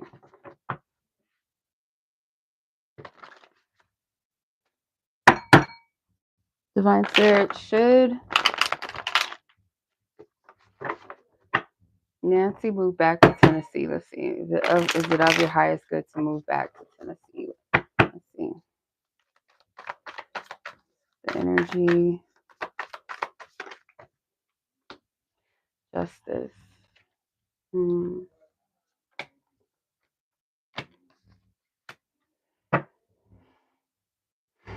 Let's see. I don't see any blockages with that. Just feel like it's a choice, like a choice for you. Yes, it's an option, it's a choice, and I don't see that it would be a bad idea for you to move back. I don't feel like it's a thing of you have to move back. But it is like there's no block, there's no barrier with going back. You may be looking for something new, like a new chapter. You feel like it's time to switch something up. You desire some sort of newness and a change, which is, maybe calling you back. Maybe there was something, pleasant back there, whether it's family, whether it's just like experiences that you felt more fulfilling, or a time in your life or a chapter in your life that you've enjoyed, and you want to return back to that. So I don't see anything saying no, you shouldn't do it. Feel like weigh your heart on this. Like, where's your heart really at? Is it really in Tennessee, or is it an experience in Tennessee? Is it people there? Like, what is it that is pulling you in in that direction? Because I do believe that um it's not a bad idea for you to move, but I feel like the true true energy around this is like you're seeking newness. You're seeking joy somewhere else. In Tennessee, there's something there that reminds you of that. So it could be literally like, yes, like you're being guided, like if that's where your heart truly is, or it's like there's things about Tennessee, or like a memory or a timeline where you felt those um that newness, you felt that joy. But you can manifest and recreate that. But I feel like give yourself time to feel this energy out, because it will be revealed to you. You are going to be guided to step out of your comfort zone in some way. So whether you decide to move back to Tennessee or not, um, or you decide potentially to move somewhere else, I don't know. It could be something like, because I kind of get this feeling of, if I move in a certain direction, it is going to require me to step out on faith. It's going to require me to trust that things will work out for me, that this period or this situation or whatever I'm going through or struggling with is not going to last. I have to have faith in that again. And that sun energy to me is like surrender, receptivity in the new. Um, I'm hearing that biblical scripture, weeping may endure for a night, but joy comes in the morning. So like the moon card is like that stage of the weeping in the night. You can't see. It's dark. It's the unknown. Sometimes it can be depressive. And then the sun is like, that is the newness. That is the resurrection. That is the joy that comes after this season of mourning.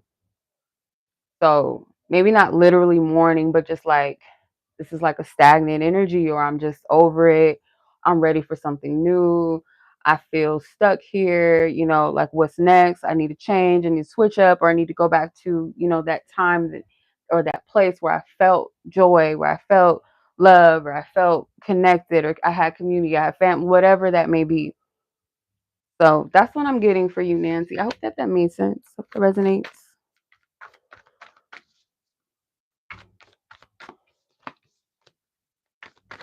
Okay.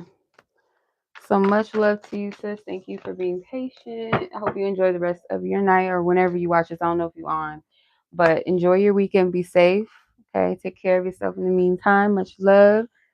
All right. Let's close Nancy's energy.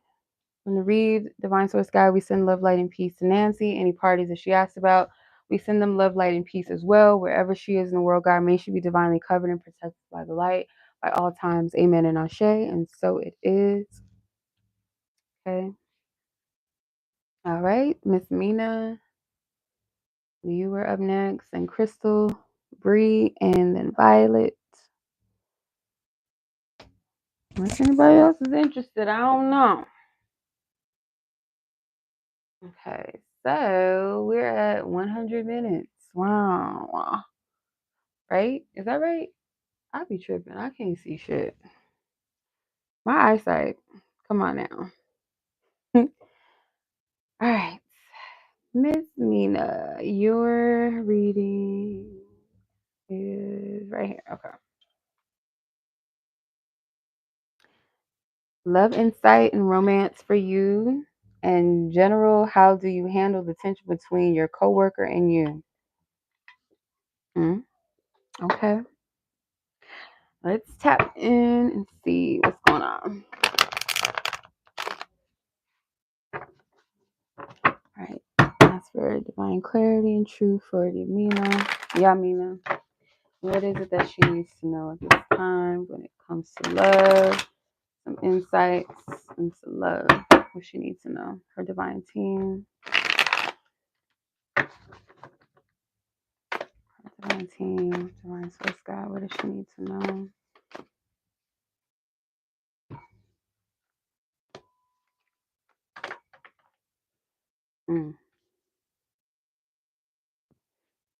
Okay. All right. There could be a slight block. Okay. I don't want you to beat yourself up or down, but there is like a little block here. So like the chariot, it feels like there's something that's trying to progress, something that's trying to move. But it seems like it's more so like um it seems like it's your divine team like trying to like encourage you in a certain direction. And with the Four Cups, it's like your energy could be a bit pessimistic because whatever's in front of you, like all you can see is like, well, this is the situation, or this is who's around, and this is what I've been getting. This has been the outcomes, and um, rather than it being like, okay, I know spirit has something, better for me, or divine, or my ancestors. Like, there's more to the story than just what I'm getting. Like you got to have that kind of that perception that this, you see how her mind, it almost looks like a seashell, but it's actually stairs, like a staircase. And it's like it has lower levels and higher levels. And there's this projection coming out, like this light coming out of the bottom of the staircase. And there's higher levels here.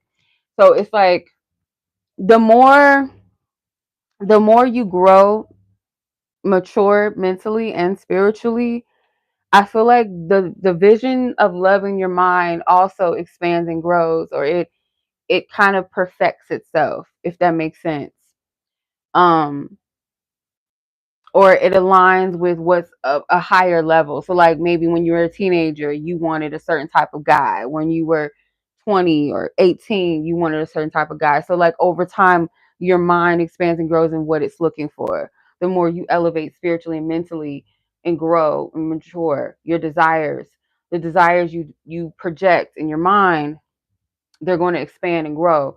So spirit doesn't want you to be emotionally feeling like, oh, fuck, like this is all I'm getting. I want this, but this is all I'm getting over here, and this is the outcomes I keep getting. They don't want you to get stuck on that, because when you do that, rather than projecting the vision of what you really want, what you really deserve, you're kind of looking in this mirror, like into this reflection of I'm trapped, I'm stuck, like nothing's working out for me. And that's the block with this. And then you got the Knight of Wands at the bottom of the deck, and you have the Emperor at the top of the deck. So yeah, the Emperor represents, I feel like, that person, the ultimate man that you're looking for, the ultimate partner that has what you need, that also has what you want. Like there's a healthy balance. Like this is somebody that is that. They are that masculine that you seek. They do embody that. The Knight of Wands, I feel like how it's going to better align for you, for one, to not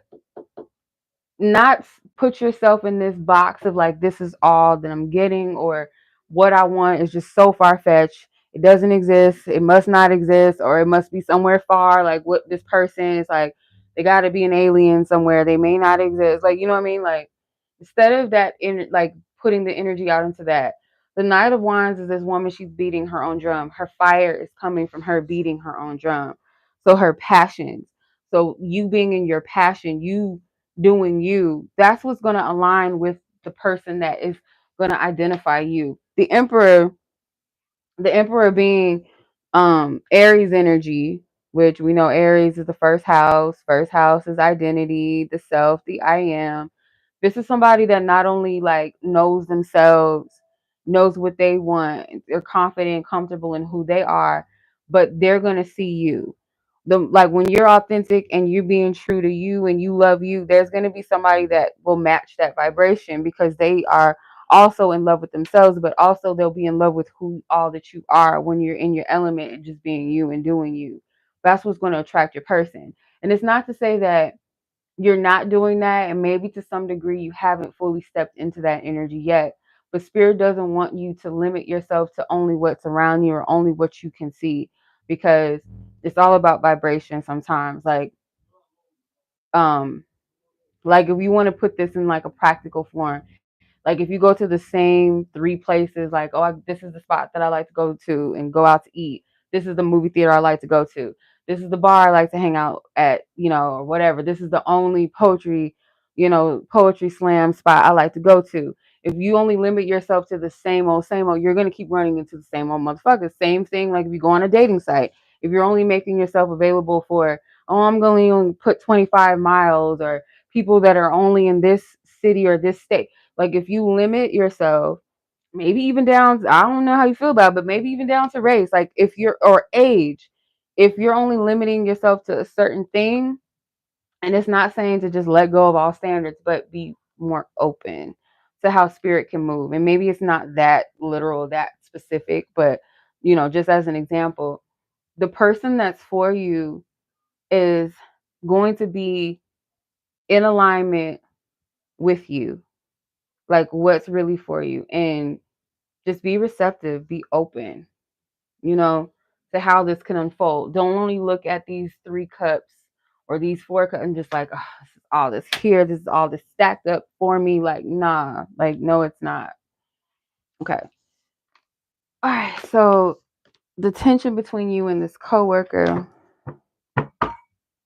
how do you need to handle this? Let's see. The tension. How does she need to handle the tension between her coworker and herself? What does Minah need to do? This the highest good of all parties involved. How does she need to handle this?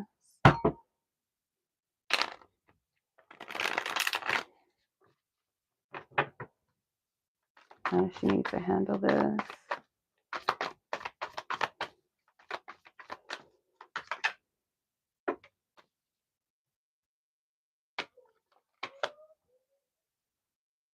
The hell?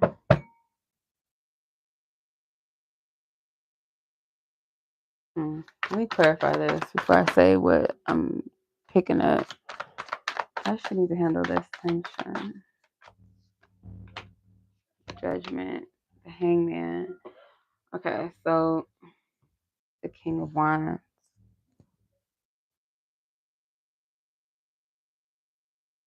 Whatever this tension is,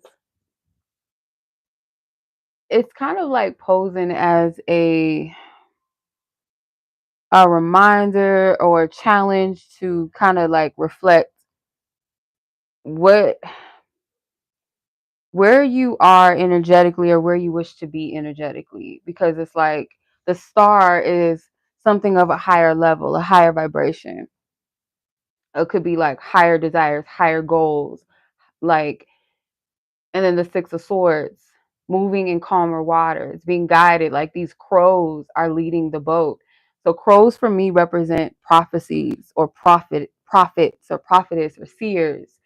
Um, so like you're being guided. I feel like if you call on divine source or your divine team, where you tap into your intuition, it will tell you how to go and where to lead. There's something about the past, like not returning to the past, especially with the Judgment and the 6 of Cups. These cards can represent like past energies, old energies, judgment, reassessing the past. Um, yeah, that old energy being called out of you, no longer exists there. This is helping you to shift your perception of things. Like maybe to like look at it this way, like whatever the tension you're feeling, rather than looking at it as something heavy or potentially something negative, look at it from a vibrational standpoint of, could be like a vibration as a reminder, as a catalyst, as something to like, okay, this is challenging me in this way. This is helping me to discern this, or this is giving me the option. Do I want to repeat or go back, or do I want to raise my vibration, or do I desire a better experience? It's like it gives you that opportunity to do that. And I feel like once you've settled within that, this situation will level itself out. It will come to some sort of peaceful resolution. Let me see what's at the top. Yeah, Six of Pentacles. This is about where you pay your energy to. I always talk about spiritual currency, so I'm going to do it here, this reading again, that where you pay your energy, is it worth all of that?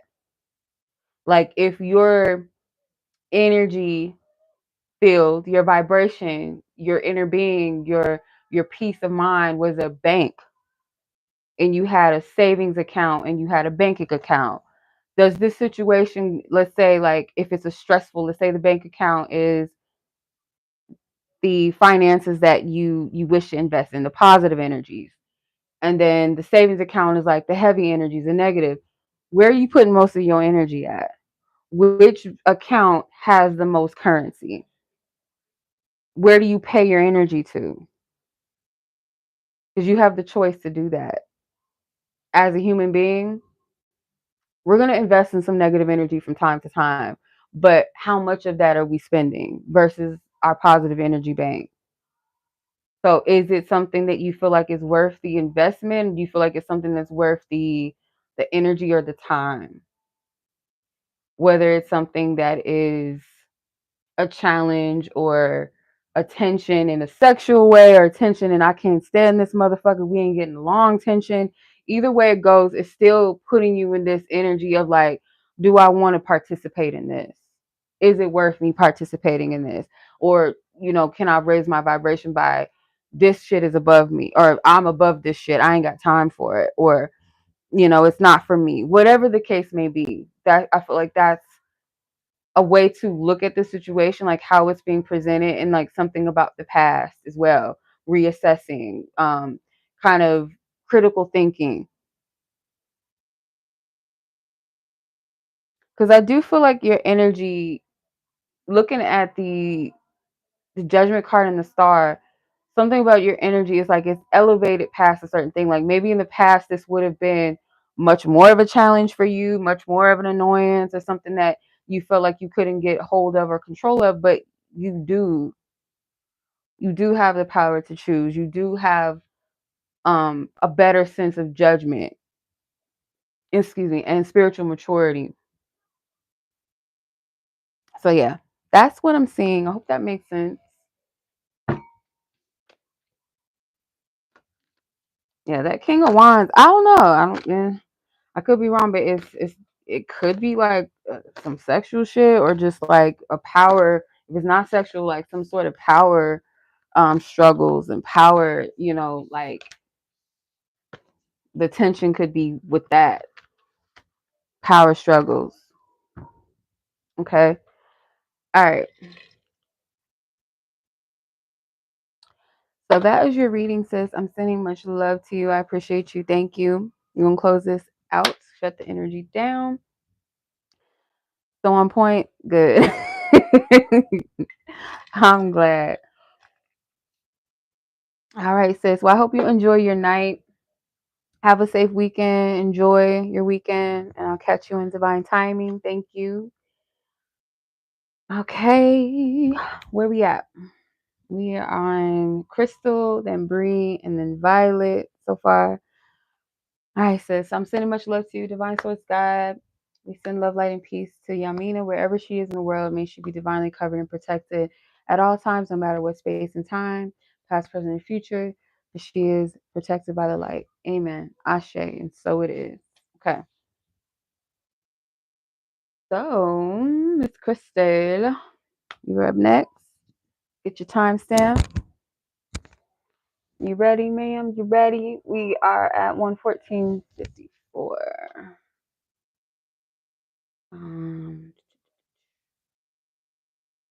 1:14. Is it 54 minutes? I don't know. I could be all wrong, child. I don't know. Okay, so Miss Crystal. Let's see.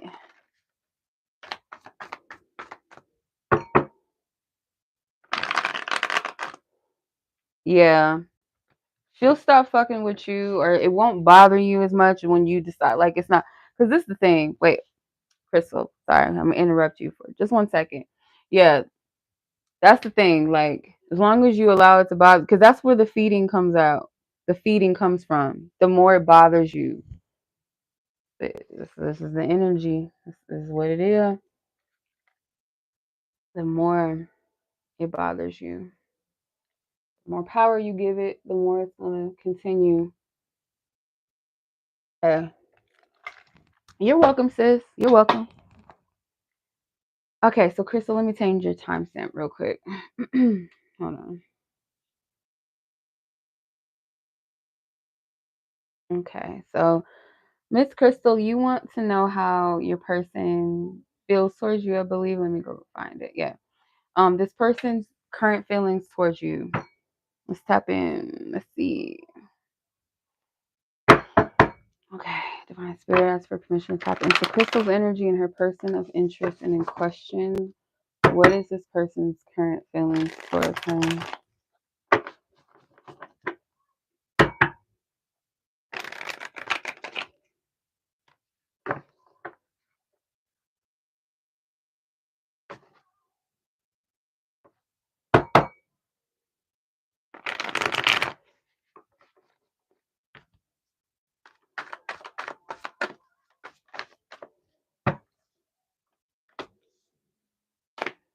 What's this person's current feelings towards Crystal? Okay, there's some like past energy, or this is somebody in the past, maybe that there was a little bit of a kind of like a rough start or something, or it just wasn't an easy.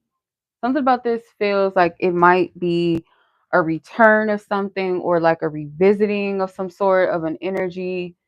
So their feelings towards you.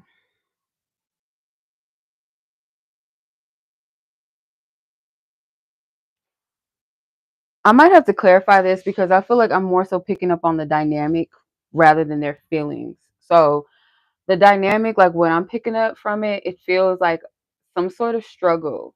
And it seems like this person, like they could be or could have been the one that kind of blocked movement in this, or sabotage, or sometimes they get in the way of the connection, like their own internal issues get in the way. Um, Maybe even something like with this person's inner child as well. And your inner child like likes to kind of bring comfort, ground people. Like you could be someone that is like a more of a safer space for them, or they feel like you kind of keep them grounded, or you have more so of a grounded energy than they do. You have a lot to offer or more to give. They feel like you give without condition, or that you're very loving, or that you're very open in a way. And I feel like you could help this person kind of come out of whatever they're struggling with. It's like their ego, their pride, their stubbornness, things like that. Like you pull them into this kind of like this childlike energy of like their pure self, like a part of themselves that only maybe they can, they can identify with or resonate with or show the world. Um, they don't show this to everybody, or this side of themselves where they feel like they can relax and be comfortable and be their pure self.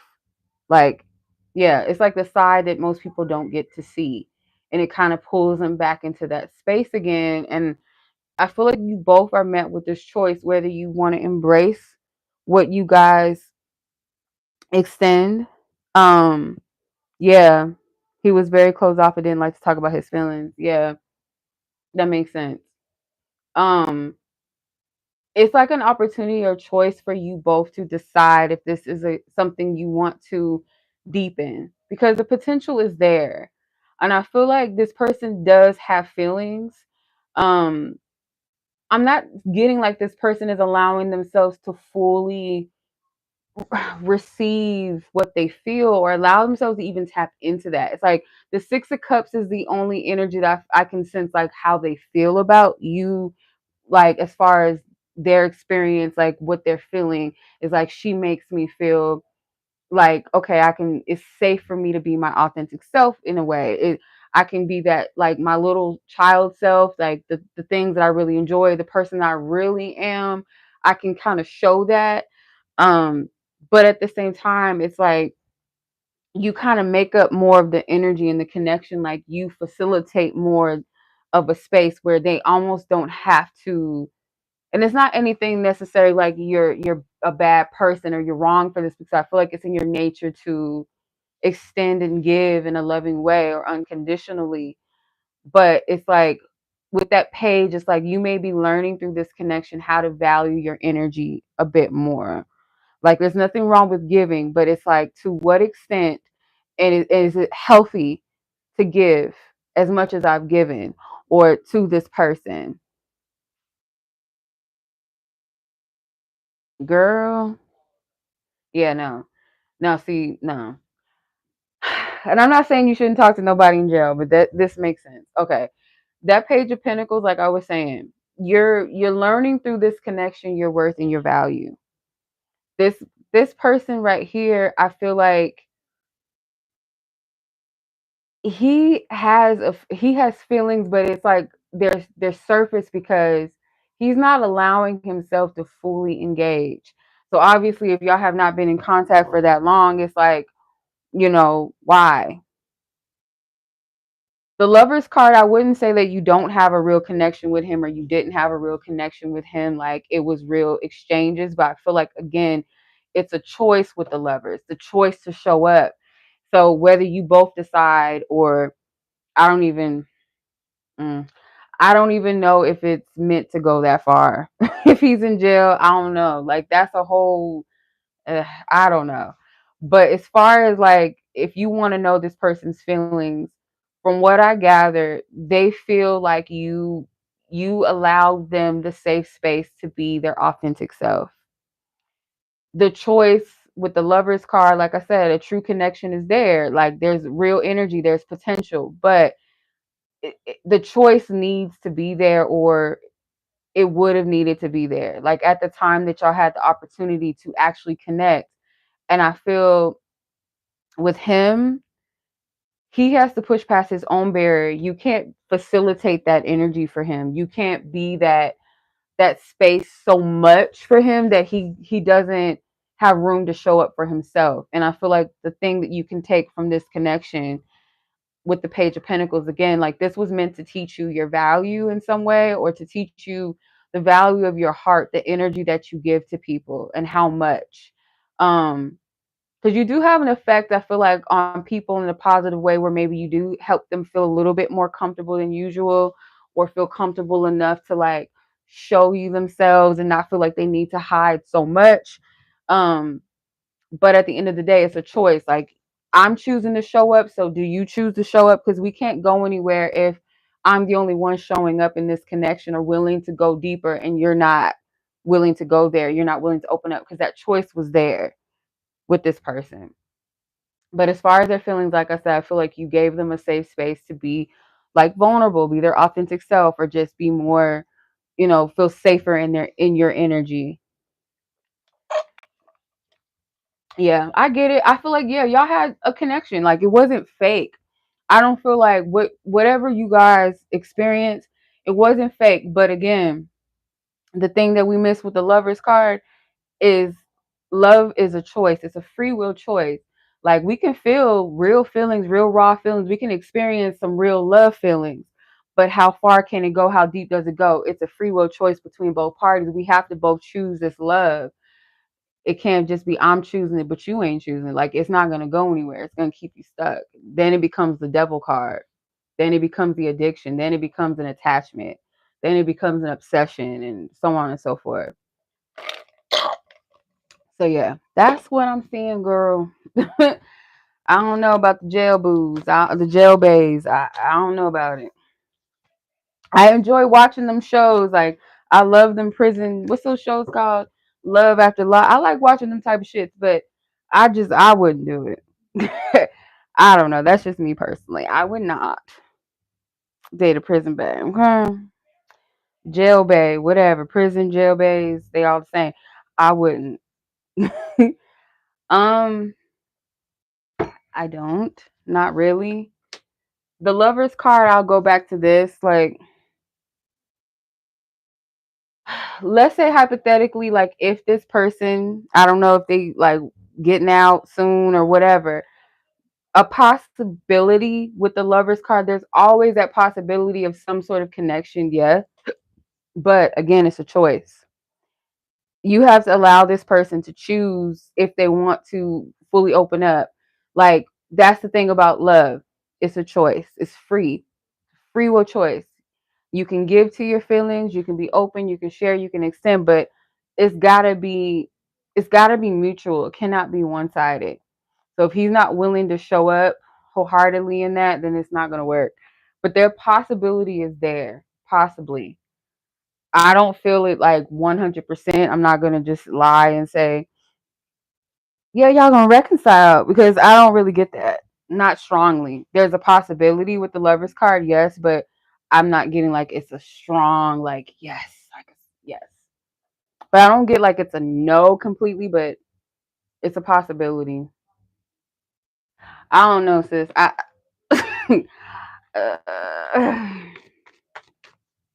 I don't know. I'm not even gonna ask what he went in for because I want to be nosy, but I'm not gonna ask that. I'm gonna leave. I'm not gonna. No, I don't know. Me personally says I wouldn't do it. No, thank you. Mm-mm. Unless he's like an innocent man in jail, he didn't do shit, he ain't see shit, he just got framed or something. That's different. But like some people just like, no, you need to just sit your ass up in there for a little bit. You need to be out of society for a while. Okay, go make some Jordans or something. I'm just like, let me stop. Let me stop. It's fucked up. No, but yeah, that's what I'm getting for you. I hope that was helpful. That makes sense. But mm-mm. I hope you ain't putting money on his book still. No, I'm just like, let me stop. Let me stop. I'll leave you alone, sis. I promise. Let me stop. All right. I hope you enjoy it. You're welcome.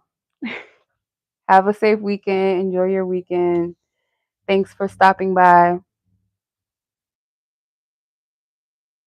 Okay. Mm-hmm. Okay. So, Divine Spirit, we close this energy out with love, light, and peace for Crystal and her person of interest. God, I ask that you divinely cover her and protect her wherever she is in the world. But the light, amen, and ashe, and so it is. Okay. You did once, not again. That's understand. I get it. Like, I'm not gonna sit up here and act like I ain't dealt with somebody in jail before. It was, I think this was like my first boyfriend. It was like high school. That was a long time ago. But child, never again. Mm-mm. Nope. No. Okay, so let's go ahead and Breyonna and Violet. Not his other girl got that. Like I said, I can't. No, thank you.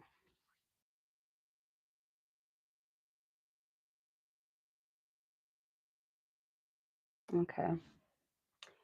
All right, Miss Bree, let's tap in. Let's see. Your time stamp 129:35. Okay. All right. Your question was you had a dream last night about this particular person. Okay. All right, let's see. What's going on? What's the deal? Yeah. Previous energy, spirit. Ask for permission to tap into Breyonna and her person's interest. What's the energy around this person? She had a dream about them last night. What is the energy surrounding this situation and this person, Breyonna, in relation to one another? Energy.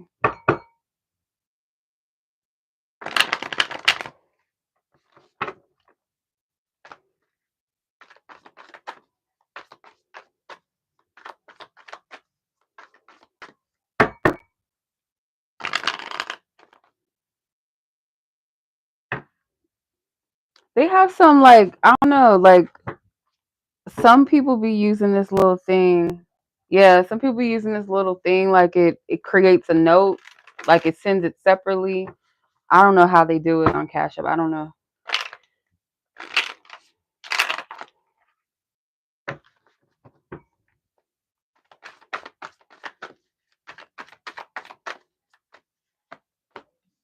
Six of Cups. Oh, why did I say Six of Cups? Six of Swords, Six of Wands, the Hierophant, the Emperor, the Wheel of Fortune.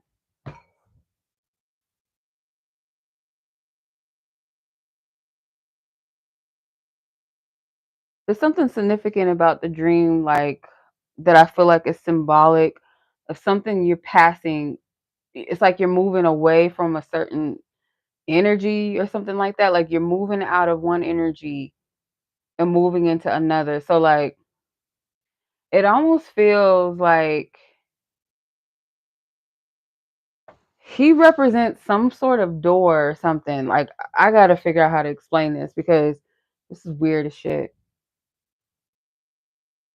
The energy that I get, because I'm trying not to tap too much into the dream. I'm just trying to tap into the energy, but the dream could have been kind of giving you a message or a hint that he's a door, something that you're passing through to get to the other side where your person is, or the vibration or the energy of where your person is. It's like he's almost like a stepping stone, and I don't know why. I don't get I don't get why. I'm trying to he might have like certain things certain things that might resonate with your person, like certain traits, something similar, like let's say like if they're both musicians or something like that, or he's somebody that gets a lot of attention. It's like something that is kind of like training wheel worthy, like getting your feet wet or like training wheels in some kind of way. Like you have to kind of go through this door in order to get to your person. And I'm not getting like necessarily you have to deal with him romantically or be together or sleep together or nothing like that. But it's like encountering him, dealing with his energy in some kind of way is preparation, but I'm not getting like you're gonna have to put up with some drama with your real person. But for some reason he's like training wheels, whether it's like the attention he gives you or something, or like um I don't know, making you feel desirable again, or just training, like, okay, are you really done with the fuckboy types? It's something about him that's like a door that you got to get through, like an obstacle course. Like if this was a video game, he's some sort of level on the video game, or he could even be one of the antagonist characters in the video game that you have to get past in order to get to your person. And it's weird, but it's like with a game though. There's something that you're gaining, something that you're taking from it, something that you're meant to learn. Hmm. Because yeah, this is like a cycle or something that is done. Like he's I don't I don't want to say for sure like he's the last person that you're going to encounter, like love interest or somebody that might be interested in you, or a male presence that captures your attention in some kind of way, whether it's like good or bad. But it feels like he's very like he's like a step or two away from you and your person coming together. I don't know what the fuck that means, but that's what I'm getting. Like, I don't know if that makes sense to you, but that's what this feels like. And with the Eight of Pentacles, like, yeah, this can talk about your job or your work or the relation between that, but this feels more so like you leveling up or you working towards something energetically or spiritually. Mm, let me see. Top of the deck. The Lovers. Yeah.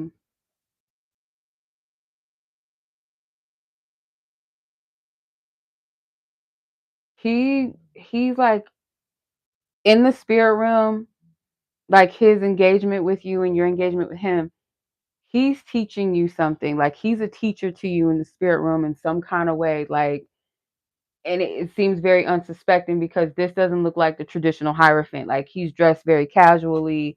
He's not the Pope or none of that. So it's very unsuspecting, but he's actually a teacher.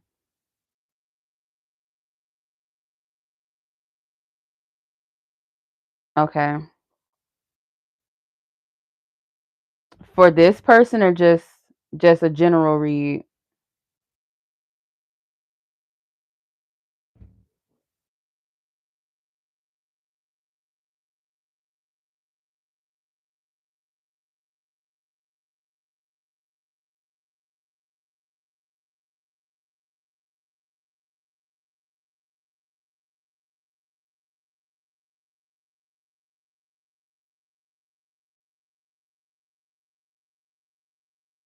for him? Okay. All right.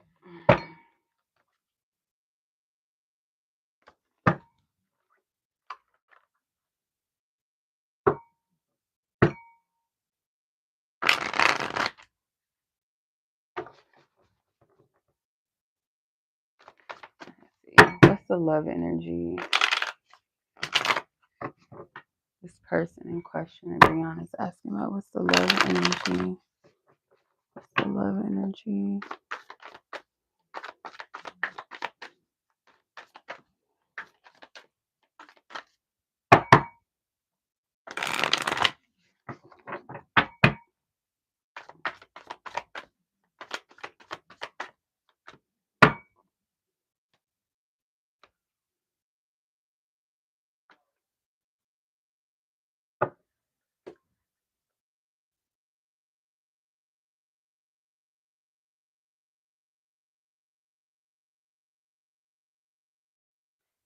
Yeah. I'm not really getting like too much love energy. I feel like he's attracted to you. But again, like he's some sort of like catalyst. Yeah, he's some sort of catalyst because I feel like that dream, you'll have to tell me about the dream later or something, like give me a little further details. But I keep getting like he's the Hierophant. He's in a position of a teacher to you. Like there's a level that you're getting to, like you're closer to your person. And he's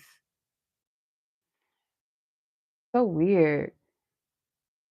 His energy feels not like a trickster in a bad way, but almost like a kind of like a Elegua energy, and in a mature state, like Papa Legba energy, like a gatekeeper, a gateway into something. So he also has like Shango energy too. Like your person could have, okay, that makes sense.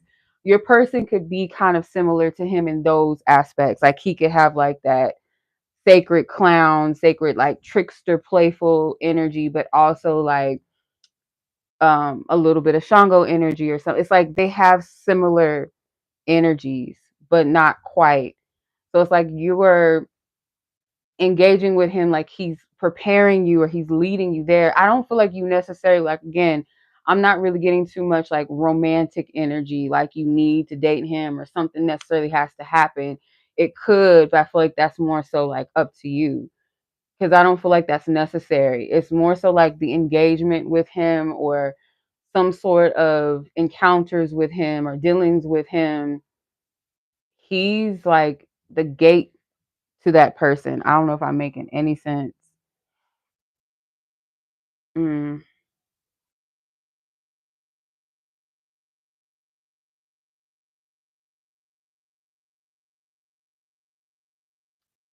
Yeah, you have to let me know if this makes sense because I'm kind of getting the same thing, just different cards, except for the Hierophant. That's the same cards, but mm-mm.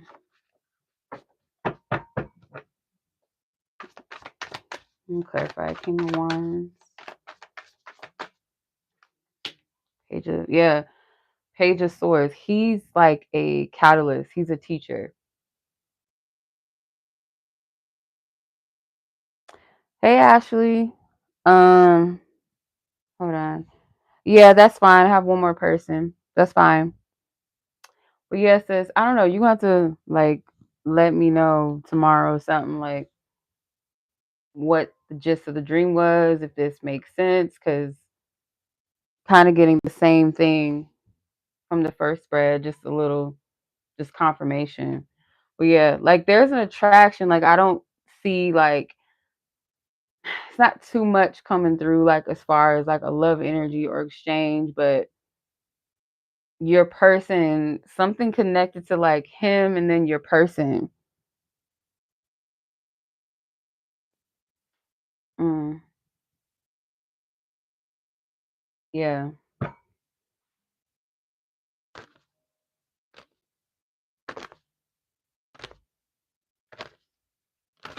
What I'm getting. You don't remember it? Mm,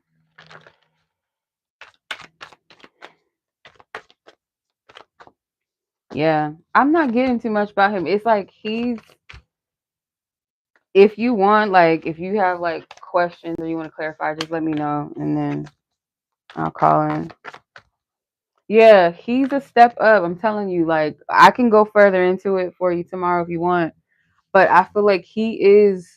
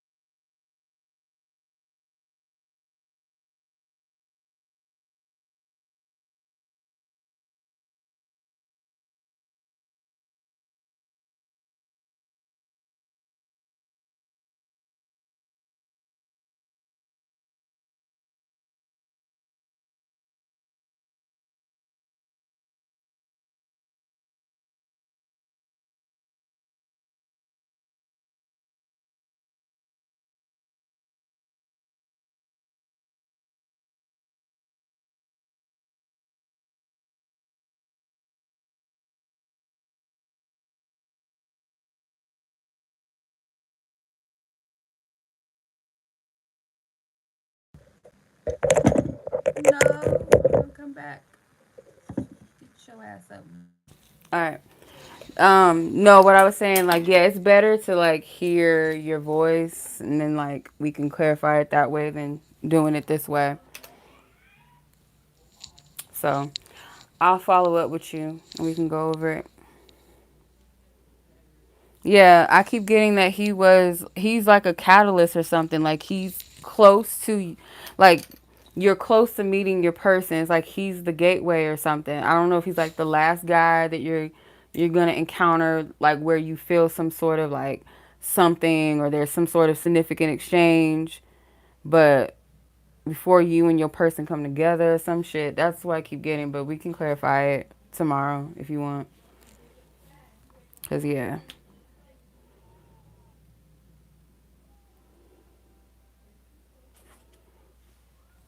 Because I feel like it's a little deeper than that. Just a little more that wants to come in. Who is that scratching at my door? Okay. All right, sis. Yeah, I'll holler at you tomorrow. We'll just clarify it. Okay. Yeah. Will do. I appreciate you. Thank you, sis, for donating. I'll holler at you tomorrow.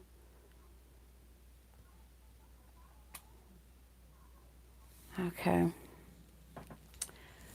So let's close your reading out. I appreciate you, sis. Enjoy the rest of your night. I'll talk to you tomorrow. Divine Spirit, thank you. I ask for divine clarity. Clear the energies. Send love, light, and peace to Breyonna, her person in question, wherever they are in the world. May they be divinely covered, protected by the light in all spaces and times. Amen. Ashe. So it is. Okay.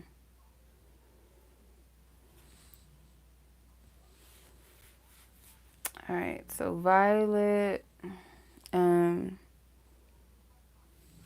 Ashley. I don't know if Ashley, let me see.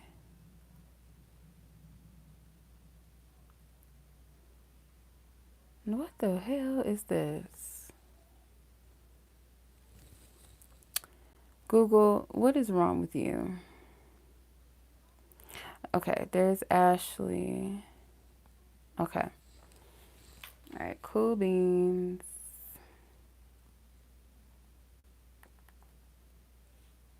Okay.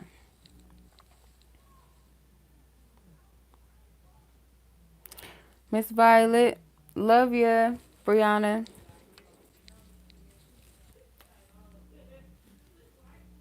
What in the hell is wrong with this freaking phone? Okay. Let's get Violet's timestamp, and then Ashley, you'll be after Violet. So, ow, Miss Violet. Let's see, I can't see 1:46. Let's do 1:47 because it's about to be 1:47 minutes and in a little bit.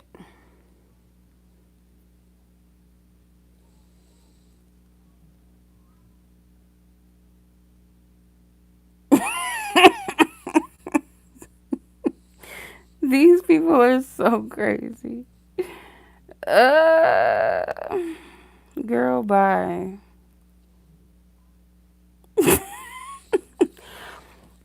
These names is funny as fuck. I was gonna do a YouTube channel. I'm not gonna give away the name that I was gonna do, but it was gonna be like not a troll account, but like readings, like clickbait videos to help people.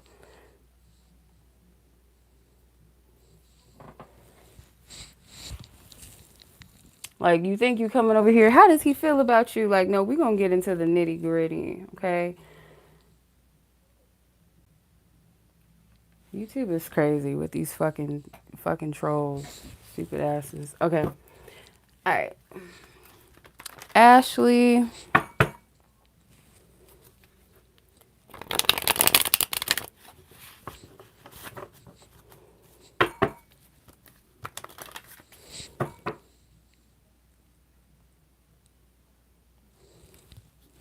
Alright, let's see.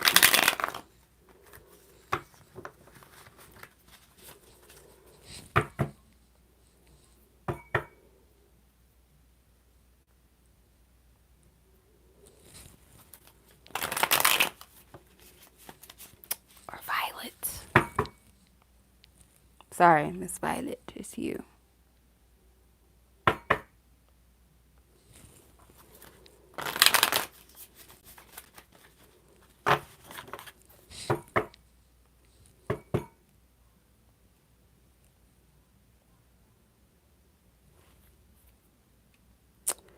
Where is your question, Miss Violet?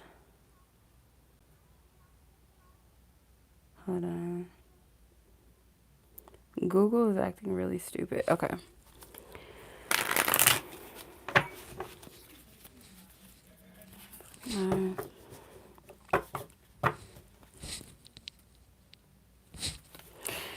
Is this person in question a soulmate of yours? Let's see. Divine Spirit asks for permission to tap into both parties' energies only for the sake of what you allow me to know and to see. Is this person...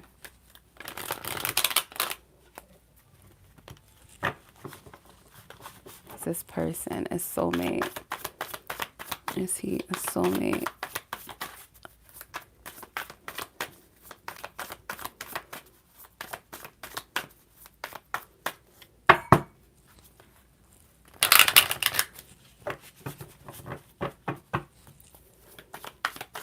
is this person a soulmate of hers? Spirit, you know what she means by this. Thank you. Ten of Wands.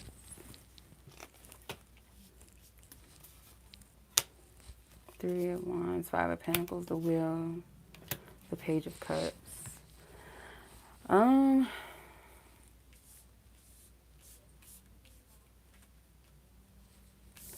getting like, I'm not getting a yes. Like, it depends on what your depiction, and I'm going off of like the heart of what you're asking. And I feel like no, like based off of your definition of a soulmate to you, like what that definition means, the significance, I'm getting a no. Like they're not one of your soulmates, but it's like you were meant to encounter them though.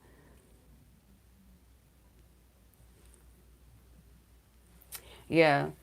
So the Ten of Wands, the Five of Pentacles, like it could feel like you might have a concept of like soulmates. Like it's almost what people would describe as like star-crossed lovers. Like there's a weightiness to it. It's a heaviness. Like it feels like something, how to explain it? Like something that you, a heavy weight on your journey. It almost feels like a destination that's going to take a long time, and it's so tedious, like it's so heavy, like I got to go through this process and I got to go through this, and it's this long drawn out, heavy, stressful, sad, maybe even journey. But I don't feel like that's truly the case. It's just that's a perception. And that could be what's making you feel like, okay, maybe this is my person, because there's something about it that feels fated. It feels destined with the Wheel of Fortune, which I feel like it was destined for you to meet this person. It was. Like, but this is someone that I feel like you're meant to encounter in passing. I don't really get like this is the one or this, like I'm not seeing all of that. Like, to be honest, this spread is not giving that.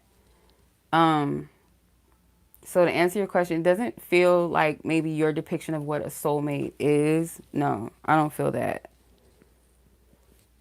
Five of Pentacles, it could also be too like your perception of maybe what a soulmate is, or how love is supposed to go, how it's supposed to be, is a little bit like based off of this painful journey. Almost like, it seems like almost like what people would say like a twin flame is. Like, oh, it's meant to be like this long journey where you gotta love yourself, and this person has to love themselves, and it's the runner, it's the chaser, and the this and this and that.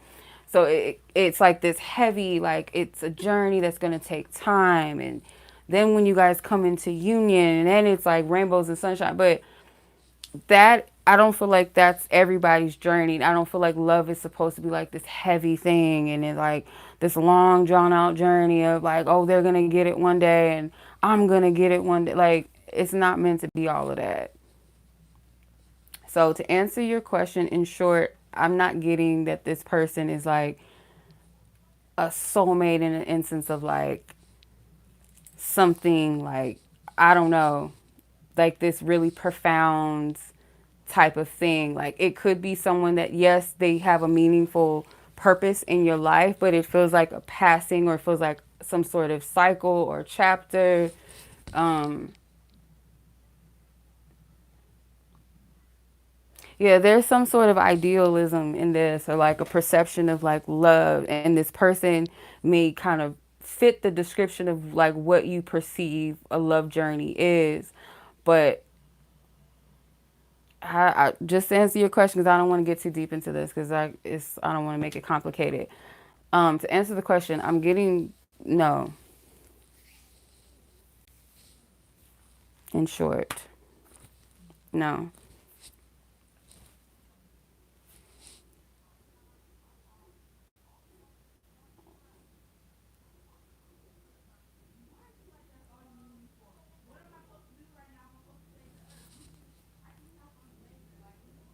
Okay.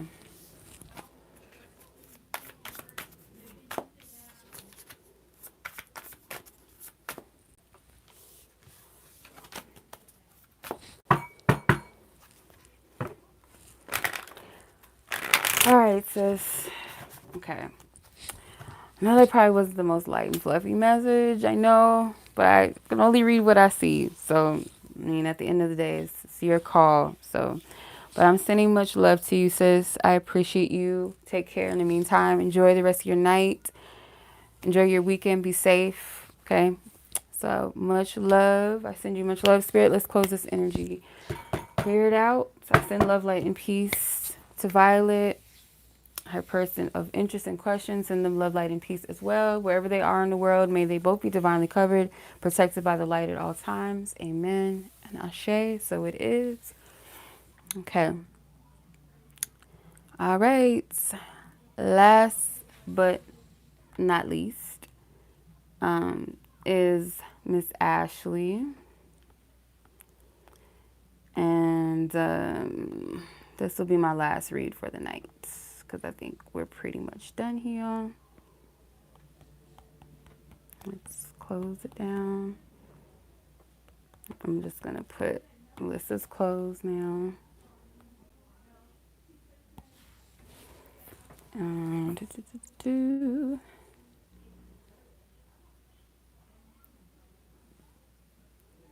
Okay, so let's get your timestamp. Miss Ashley, 1:56:33.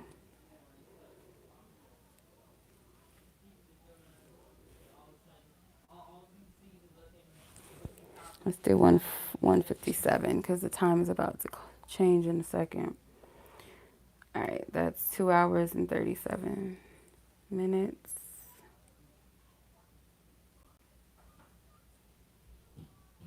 Ashley. All right. Okay. Make sure the timestamp is right. All right. So, Ashley, your question was, with this new opportunity, is there potential for growth? Okay. So, will your work experience working currently where you are, is there potential for career opportunity growth? Okay. All right, Spirit. Will her work experience working at her current job have any potential of career opportunity growth? Any potential of career opportunity growth?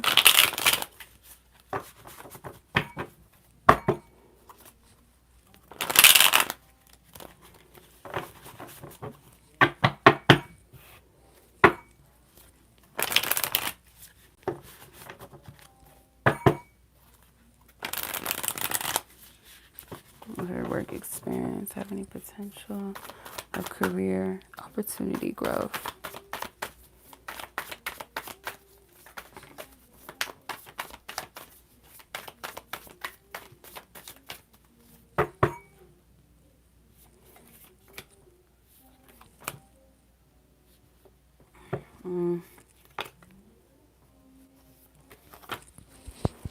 Okay. The Page of Swords tried to come out in reverse. So I'm not getting to focus too much on that. So give me a second here. So you have Page of Swords that wanted to come out in reverse. So I'm going to consider it. You have the Eight of Swords, the Empress, the Ace of Cups, the Chariot, and the Wheel of Fortune. So I'm getting a yes. I don't feel like it's going to take too much training. Maybe that the Page of Swords, like in reverse, it might not require too much training or teaching. It might be quite easy to excel. Like some jobs, like some businesses, like people move up fairly quickly. Like I don't feel like this is one of those companies or places or jobs that like where it requires too much training or it like a long like it's going to take years to excel and grow and all that. I'm not getting that. It might be fairly quickly, and maybe in your mind or how you're seeing it, you're kind of limiting the experience, but I actually feel like you might grow kind of fast. Like your career opportunity growth or whatever. I feel like that's going to progress pretty fast, especially with the Chariot. The Wheel of Fortune, this feels like something positive. Of course, the Ace of Cups, the Empress. You might actually enjoy the job so much, or I see you potentially elevating pretty quickly. And I don't feel like it's something that, like I said, it doesn't require too much training or teaching. It's like, yeah. So the growth potential is there, yeah. And I feel like it's going to happen quite quickly. The Three of Pentacles is at the bottom of the deck. The Tower at the top of the deck. So like, yeah, it could be during a time or like a season where like they're adjusting some things in the company or in that particular retail store that you're at, like some sort of shifts or changes. Like you might be in the middle of that where you learn these new things, these new regulations, or maybe like some sort of sale that they're doing. Like you're around when they're making some sort of adjustment or changes, and like you being around for that could actually be your head start. Like I said, I don't think it's going to be hard to elevate or to grow in that company. I don't see it, or at least for you, because if it's something that you actually start to enjoy or becomes kind of like a place where you feel connected or you feel at home with the people, because there might be not a lot of employees there, or when you're on staff, like your shift or something like that, it may not be that many people working in the store. It could be like literally 2 or 3 people on shift, or 4 people. It's like a small group of people maybe on shift or something like that. I don't see this taking too long for progression, because the progression is there. But I don't see it being too long though. Yeah. Yeah, like especially if you show enthusiasm. If you show enthusiasm for the job, I feel like this this is going to actually make you more appealing, or they're going to offer you. It's like, oh, you want to learn, you want to train on this? Okay. It's something like that.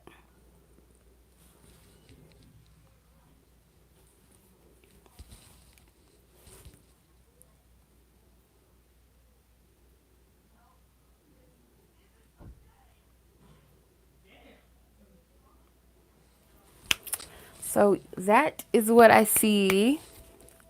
I'm gonna put the timestamps up. So I appreciate y'all. Thank you. I hope that was helpful, sis.